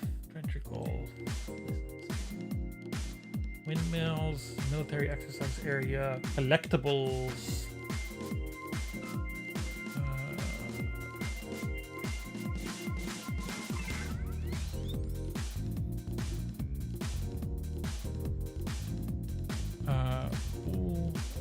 Do we live? Okay, here's a question I still have. Do we live at the store? Or do we have a separate house? It seems from the archival pictures we've discovered... Not this folder. This folder. That there is a house there. This is a house. Is there... does somebody have anything written up? Thirst Aid Station, Aruba.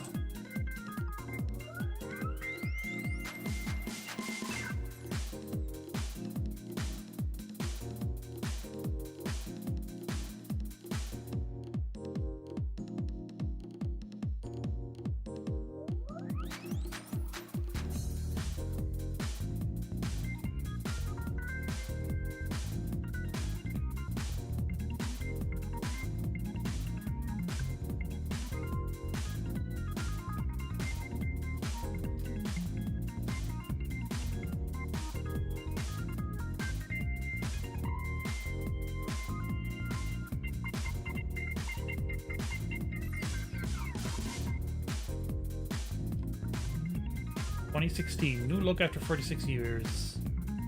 For 46 years, the original building at the Natural Bridge, known as the Thirst Aid Station, has been completely renovated. The interior was completely gutted to include new state-of-the-art restrooms.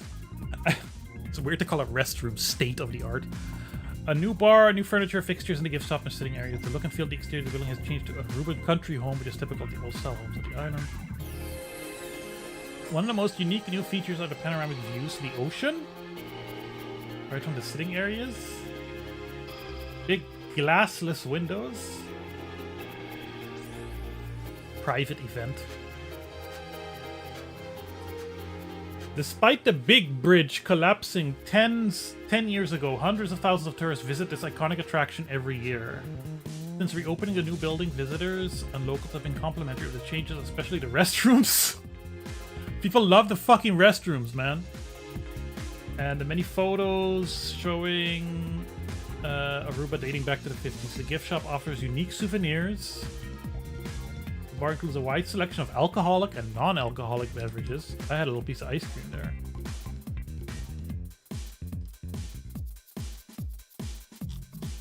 Yeah, meaningless to me. Thirst Aid Station Aruba history. Think there's anything?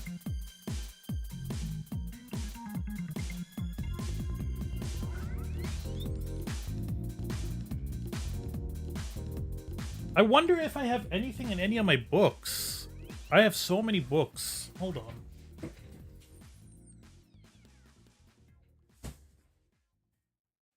Let me just dig out my library here.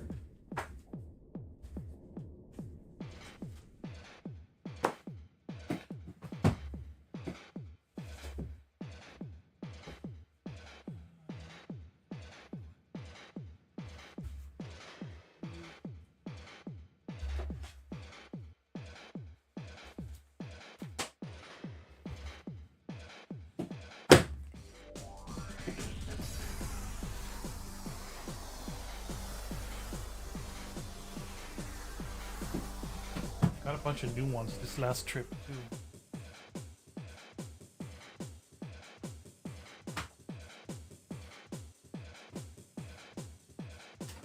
Some of them are garbage though, but it's history. Garbage history is still garbage. It's still history. What am I saying?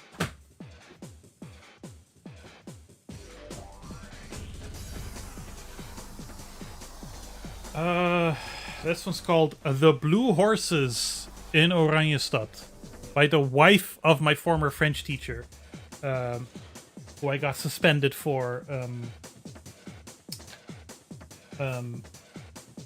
hitting in high school. Rock art. Captain Morgan on Aruba? Is that true? He said it was a piece. He said it's a barren island. Captain Morgan landed on Aruba in 1668. One of his crew members wrote the following. This is not a fertile island. It is barren with just some shrubs. There are herds of sheep and goats as well as horses, which the inhabitants use to get water. Everything they do on horsebacks, even if it's just a few steps away. That's funny. The more things change, the more they stay the same, because that's how people use cars now. The rattlesnakes and spiders, which are ferocious. There are many rattlesnakes and spiders that are ferocious. When one is bitten by a spider, the patient needs to be bound into a hammock, staying this way for 24 hours without food or drink, otherwise he will die. I'm guessing that is, those were black widows. That's the only venomous spider I know of.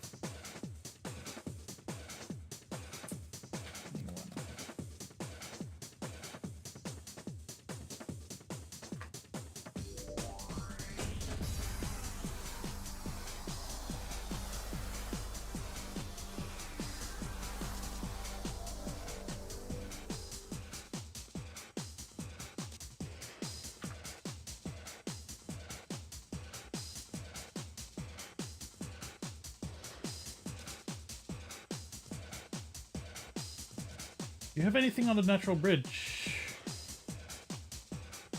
No, you don't.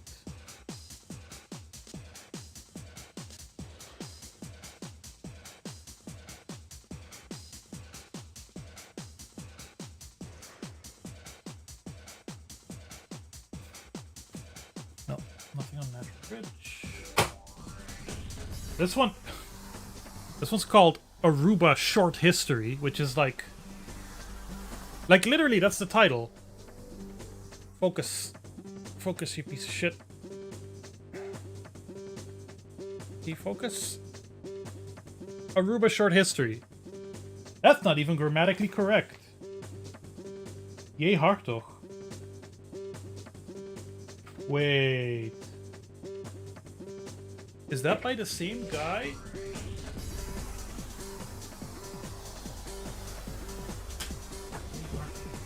It's not the same guy who wrote the book on Aruba and Atlantis. There's no index.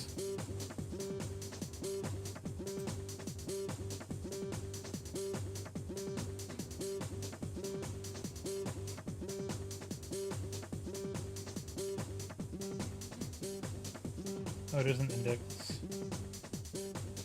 Indians, neighboring countries, interesting place names, gold. Nothing. This one is by my French teacher, The Story of Aruba's Tourism. Surely there's something about the natural bridge in here.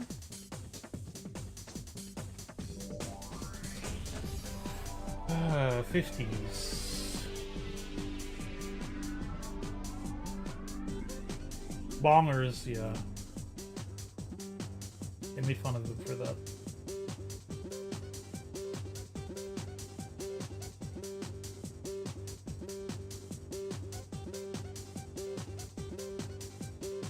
The 80s. There's a lot of stuff in here, but I don't know. His other books are like, he has a website on the history of Aruba. But his other books are very much like pop history, you know? Here's like a chart of hotel rooms on the island over the years. In the 1980s is when the oil refinery closed and the island really pivoted to the tourism.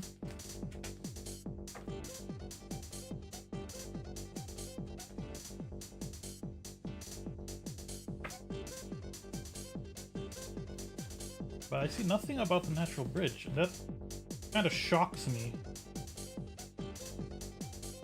Oh, this is cool though. Like old posters.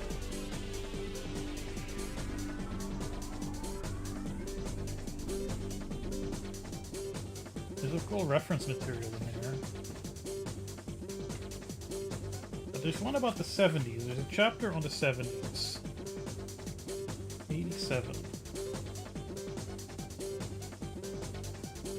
Aviation, don't care.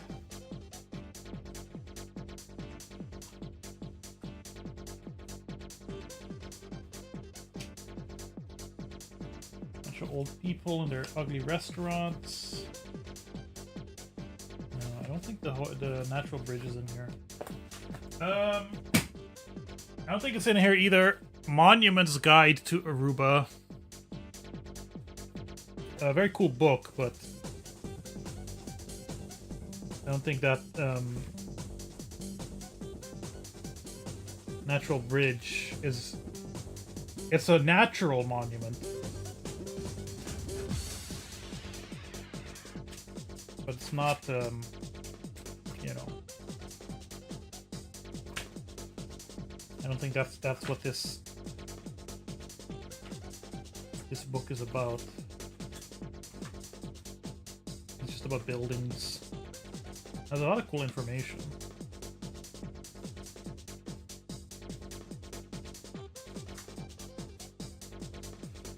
Cool churches. Yeah, it's not... Oh, hold on.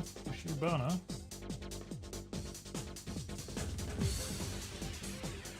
That's a historical monument. It's fascinating watching me read books. This is a huge book on a detailed history of the refinery, which is very poorly written, but extremely detailed. Might be something in there, because the story was, right? The story was that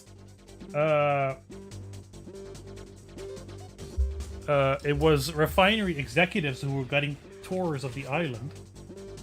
I see nothing about Natural Bridge. What's his name? Luitenant?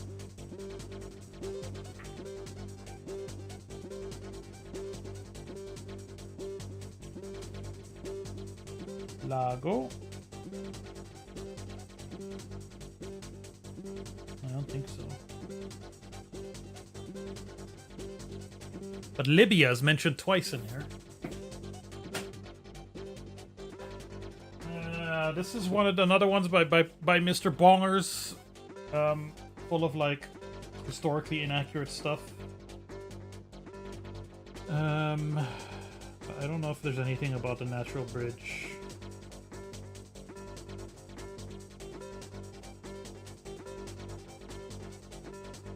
I think one thing I definitely want to do is build upon like the areas that I build and keep adding more and more detail. Like there's mine shafts and stuff in the ground as well.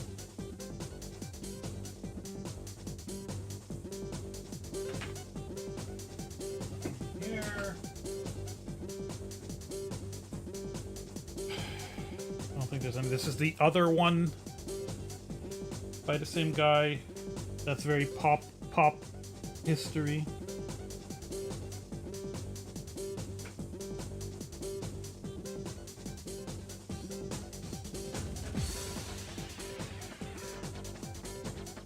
Is there no like little biography other than what we found in the pictures? Quite possibly.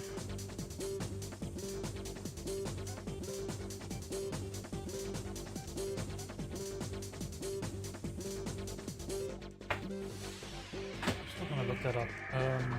Natural Bridge. Loads. Aruba Natural Bridge. Because we're not looking for Edwin, the architect Edwin Lutyens.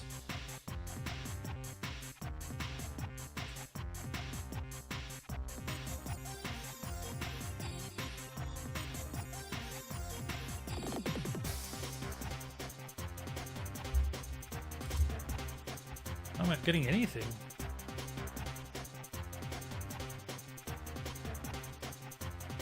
What was his name? Loudens. Severiano Loudens. A weird name. Even for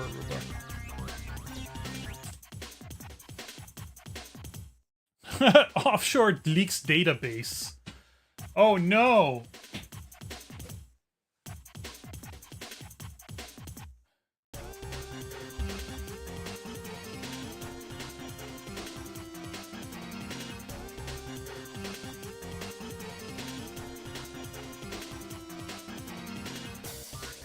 It's a narration for a documentary. Aruba Natural Bridge Loads.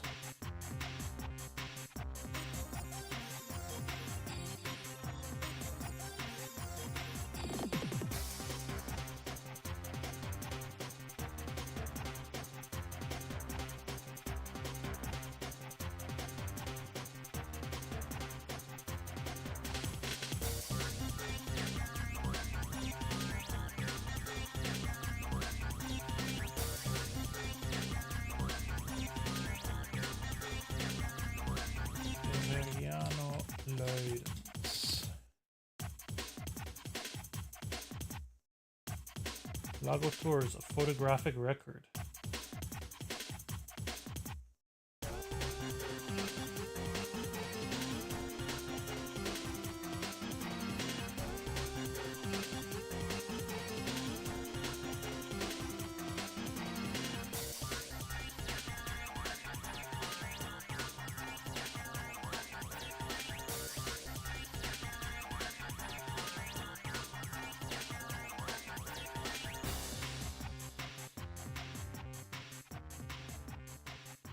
A rare rainy day.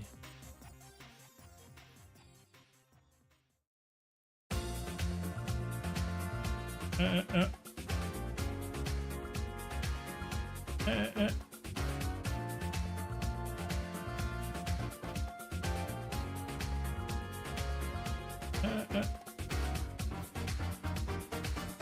don't think there's a natural bridge anything here.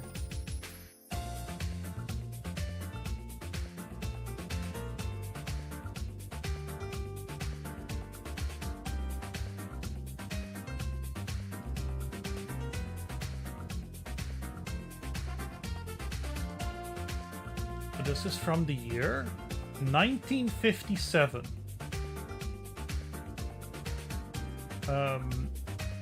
An unusual documentary film photographed by City College students 2,000 miles from their Manhattan campus will have its first public showing tomorrow. The work, Aruba, will be shown as part of a student film festival by the college's Institute of Film Techniques. The film was shot in color last year on the Caribbean island of Aruba in the Dutch West Indies. 6 students majoring in filmmaking and 2 faculty members worked on the project.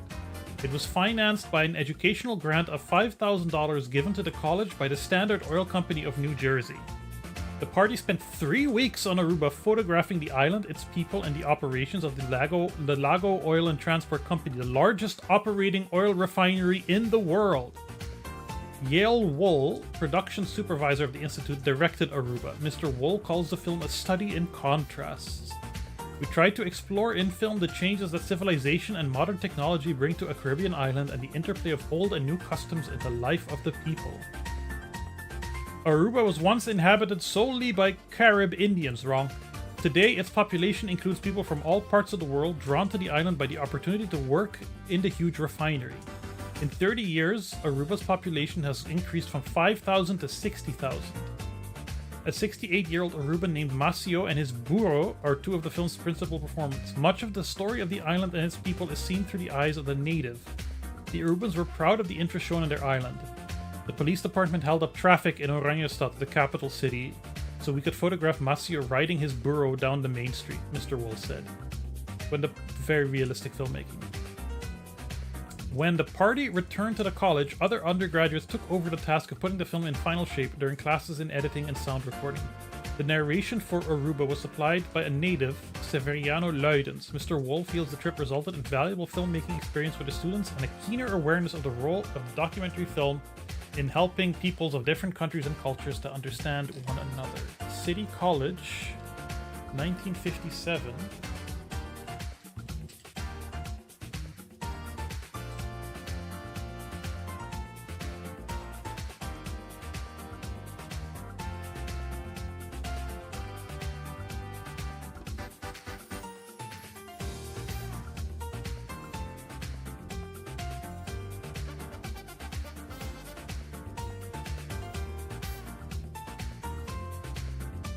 Why is Gloria Estefan on here? Film. I wonder if that has been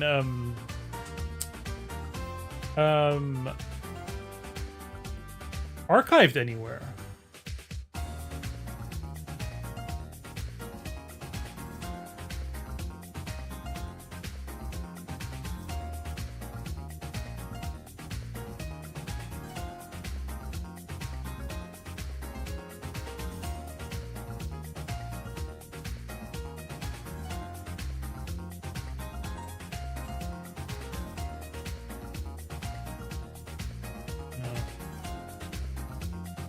No idea.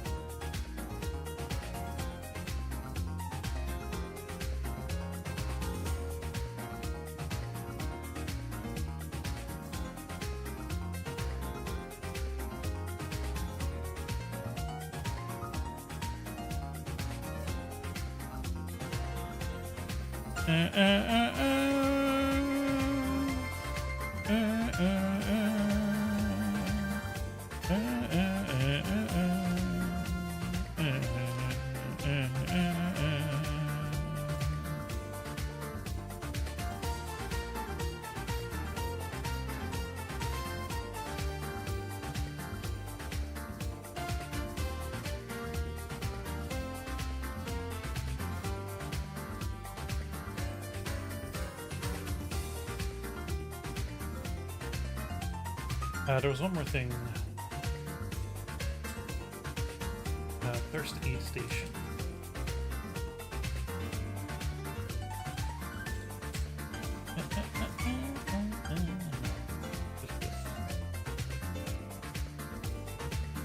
Do I have this one?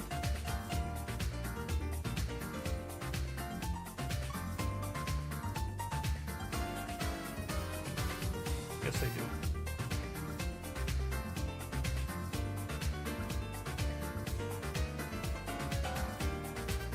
So,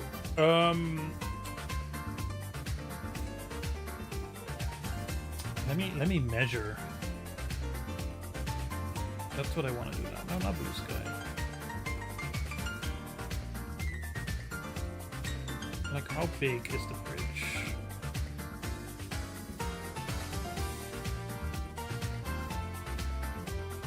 If we get some measurements in, then we can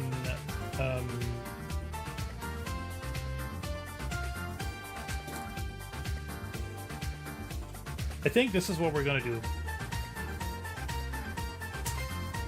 My plan, stream-wise, is to do these Tuesday streams where I'm just kind of working on the game for the time being, at least until the video is out, and then Thursday I can work on the video. I can use that time to work on the video. I have this big notebook here that's dedicated to the game. So I might be sketching in that as well off stream, but I think what I want to do is get a much more detailed sketch of this area down. I'm very happy with this kind of sketch of the whole level. But, you know, looking at how we're going to be doing this, I'm going to first build this area because that's where you'll be spending most of the time. So I think next stream, I'm going to make a more detailed sketch of this with, like, proper locations and measurements and stuff like that. And then maybe, possibly, try to get that into Blender and start laying it out and actually getting the scale of things right. Yeah. And then we'll see where we go from there. There's a lot of questions to me still, I think, about there is a terrain plugin for Godot that is decent. I don't know if that'll be enough. I don't know how much I have to customize it. The landscape isn't typical for like a video game landscape.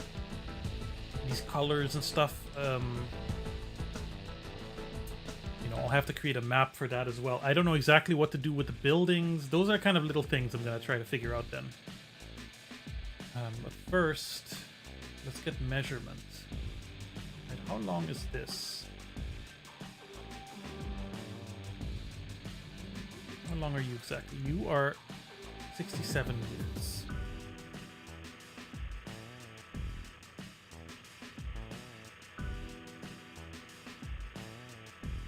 Alright, so which color can I use for that? We'll use blue. No, not blue, because I've used blue before. We'll use the violet.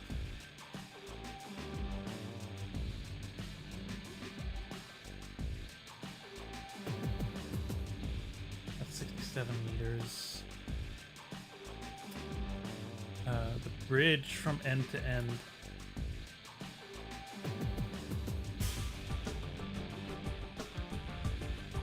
From crack to crack.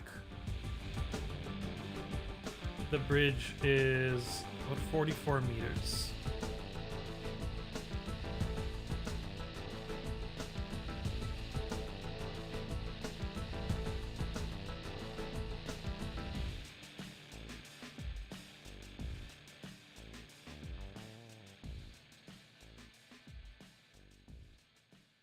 What other measurements would be good to have? Everybody, lie down. Take short-handed...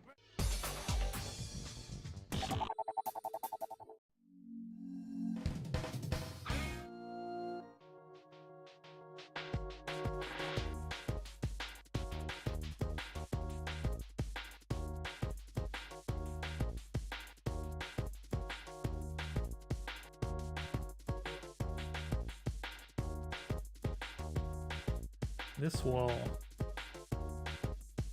is 37 meters.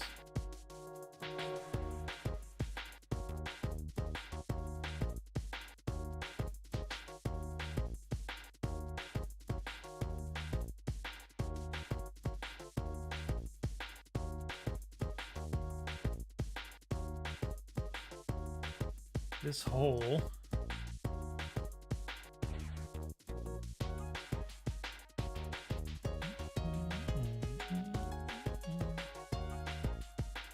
(28 meters).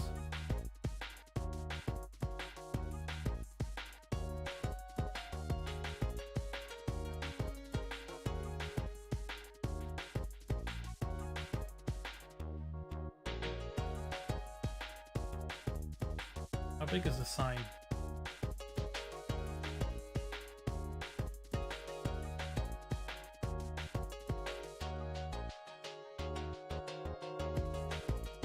Under like 3.5 meters.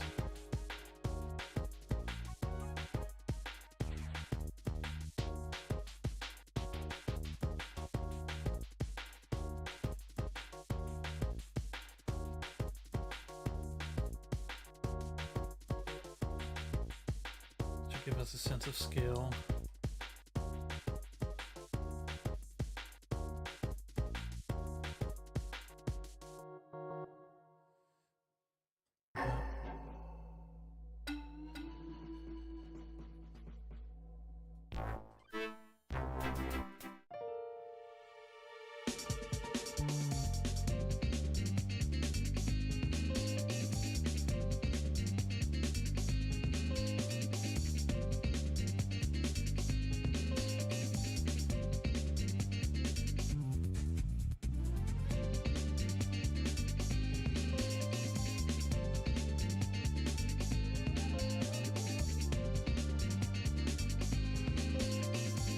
Here's the ocean. 187 meters.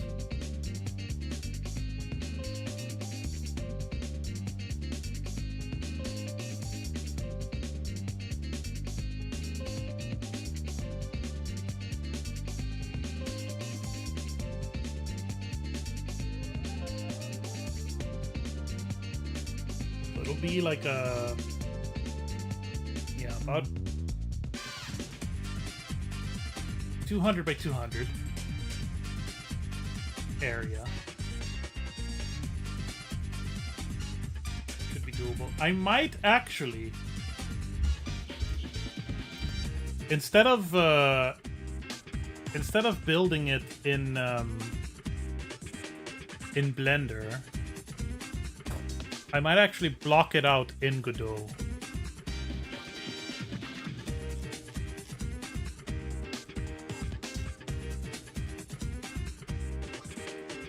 Instead of building in Blender, block out in Godot with terrain plugin and CSGs.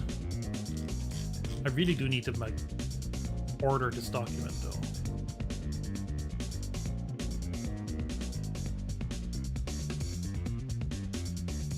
Because the thing is, if I make this small area, I need to make it in such a way that I can expand it. Right? Because if that is 200 meters,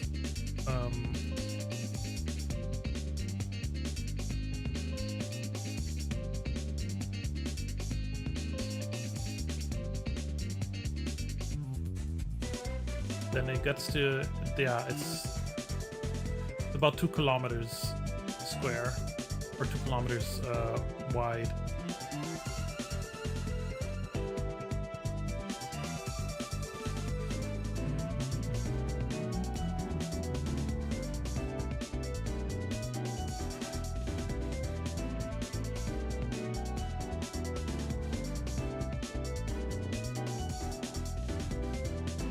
Because I'll need to figure out how to do that. Like, one thing I've been wondering about in terms of like how open world games calculate this is to what extent there's like visual culling. I understand and can be automated easily, but like I'm more worried about like I'm gonna have AI cars and stuff, you know, drive on the roads, and I'm gonna have tourists coming in and out of their cars. But also there will be a simulation of the business. There's a whole other thing that I'll need to think about programming is right, so cars come in here.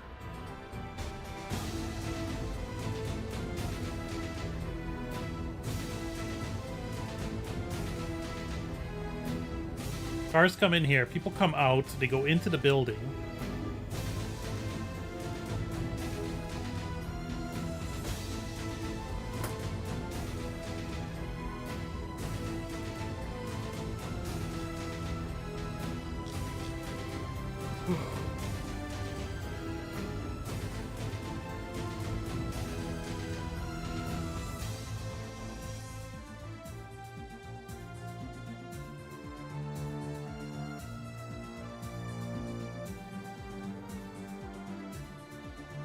Pictures are all wrong.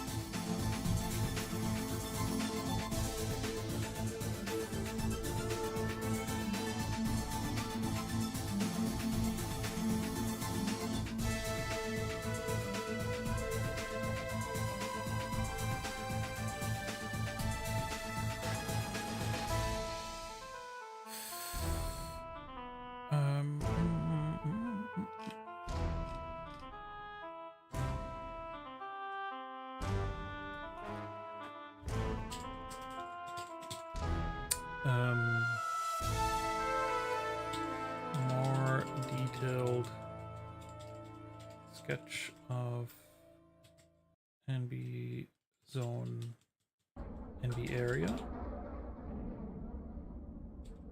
Start to mock it up in Godot, Blender, whatever.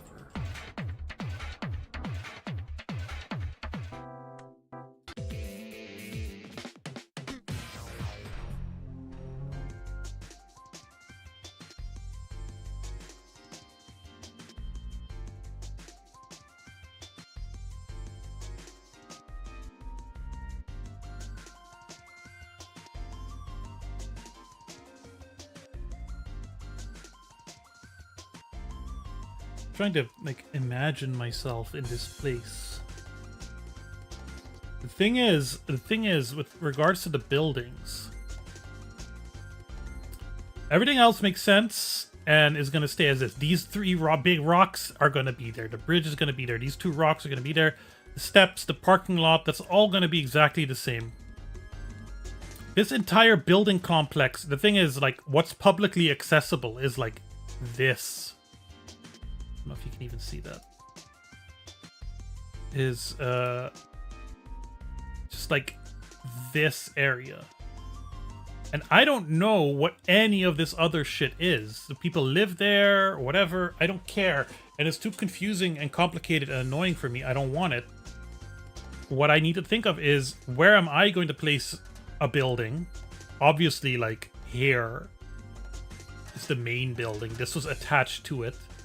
I think what we saw in the pictures, if you go back to them, you see kind of this area, this corner. This is gone, whatever this building was, the house. But here you can see that there's like a corner.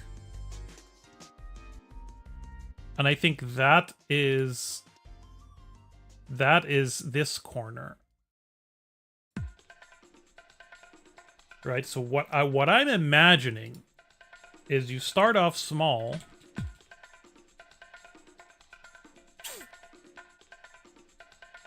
But I don't want you to end up big. I am not a size queen. I want it all to still seem like it makes sense. I think what I would do is something like you start off with this building, relatively small, and then you build like an extension to it, and then an extension to it, you know, and maybe some additions like a terrace or something. You know, so this would be one. This would be small extension, but that massively changes things. This would be 3. And then this would be 3B. Right? And then what I could do is move these rocks maybe closer to here. It's the wrong color.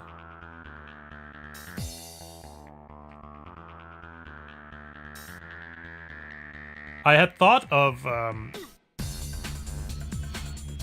one thing you could do is start off in a converted shipping container, but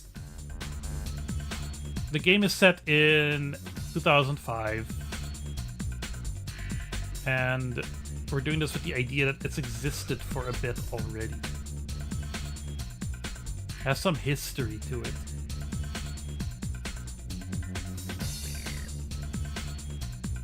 I think what I want is that you don't live here. I think no house here. I don't like the idea of someone living here. It's too remote. I think what's gonna happen is one of these houses is like yours, you know, like here, this one. Oops.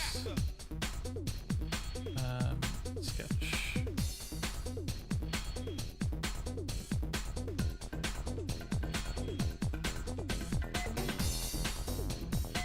I don't even know where that's drawn on that.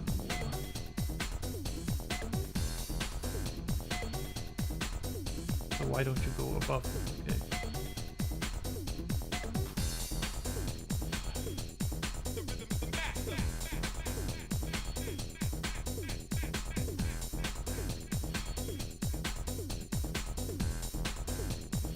That might be too much, though.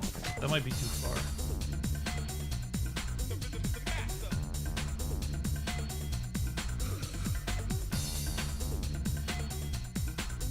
Player house would be like here.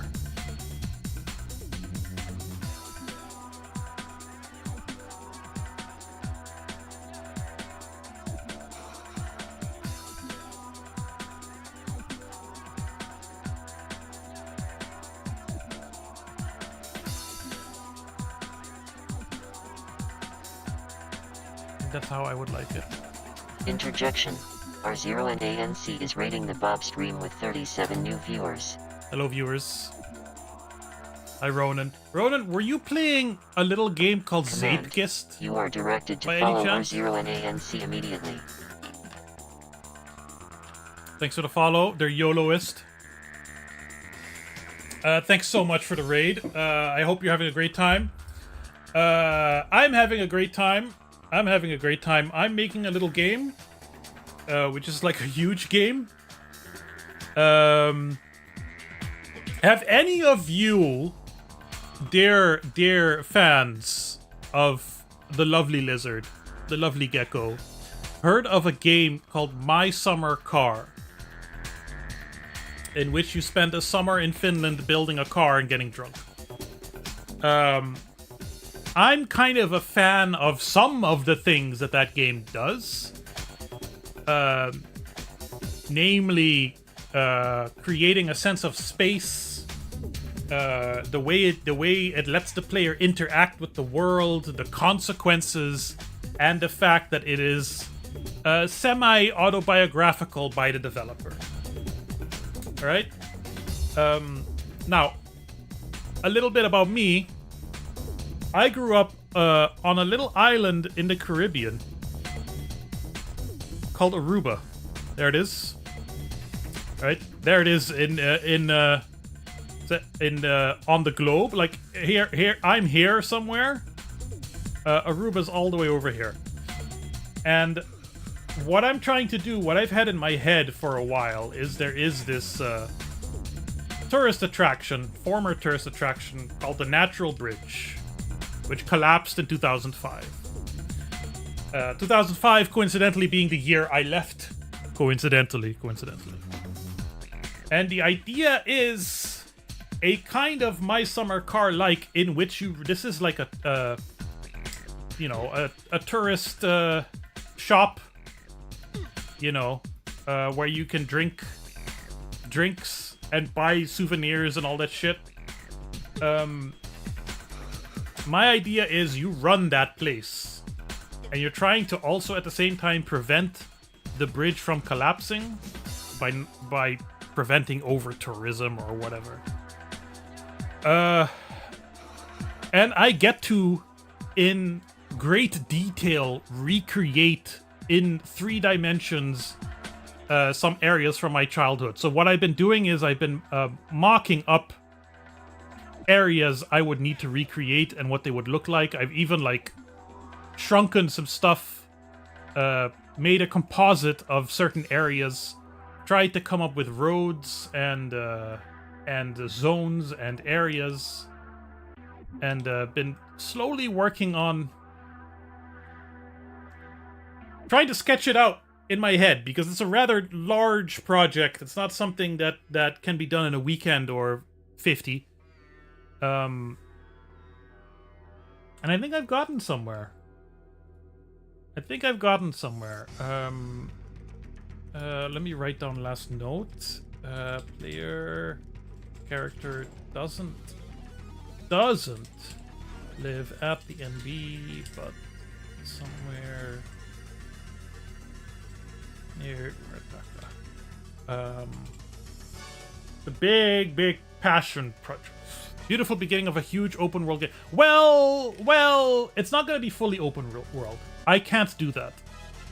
I can't imagine myself shrinking the island down sufficiently. What I am gonna do is Racing Lagoon. If you've ever heard of a little game called Racing Lagoon, got a long play.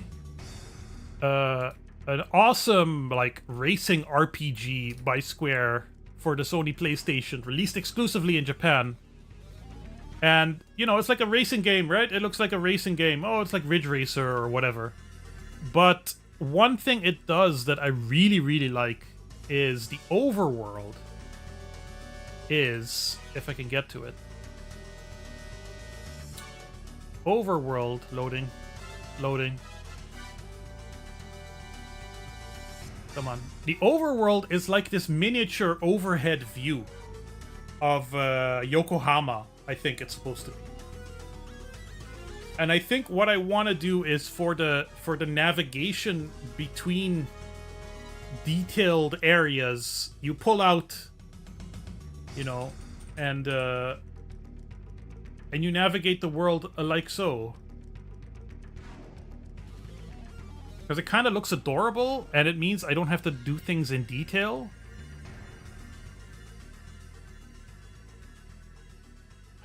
Of course, every place I find of it is short. No, don't go do a test run. Navigate the overworld.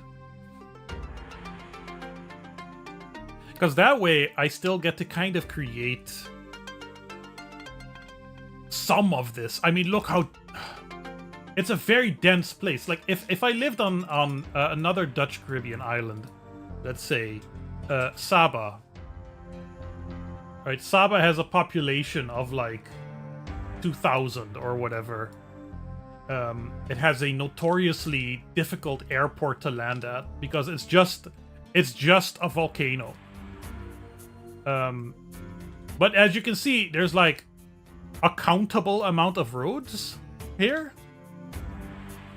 Yeah. It's funny because when I lived on Aruba, when I was a tiny little boblet,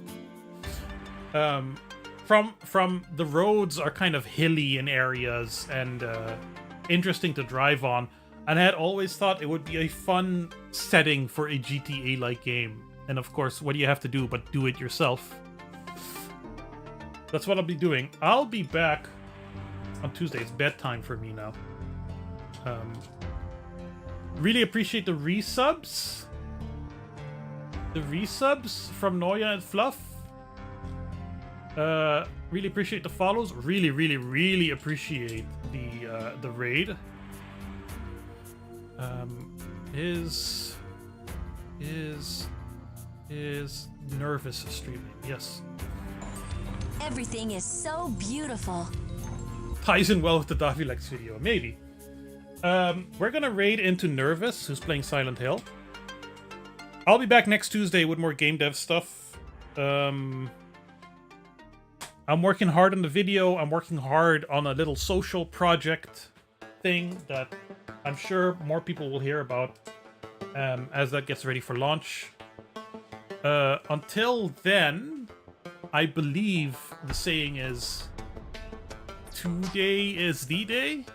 Really appreciate all of you for hanging out. Don't forget to tip your waitress. That makes sense? I don't know what else to say. I have to, like, from StreamerBot chat, I can't initiate the raid immediately. So I have to wait a little because the timer is longer than my outro. Right? Because I've done it before where I started the outro and then the raid hasn't happened yet. And it gets really annoying. So now I have to talk here and appreciate your presence. I think we're good.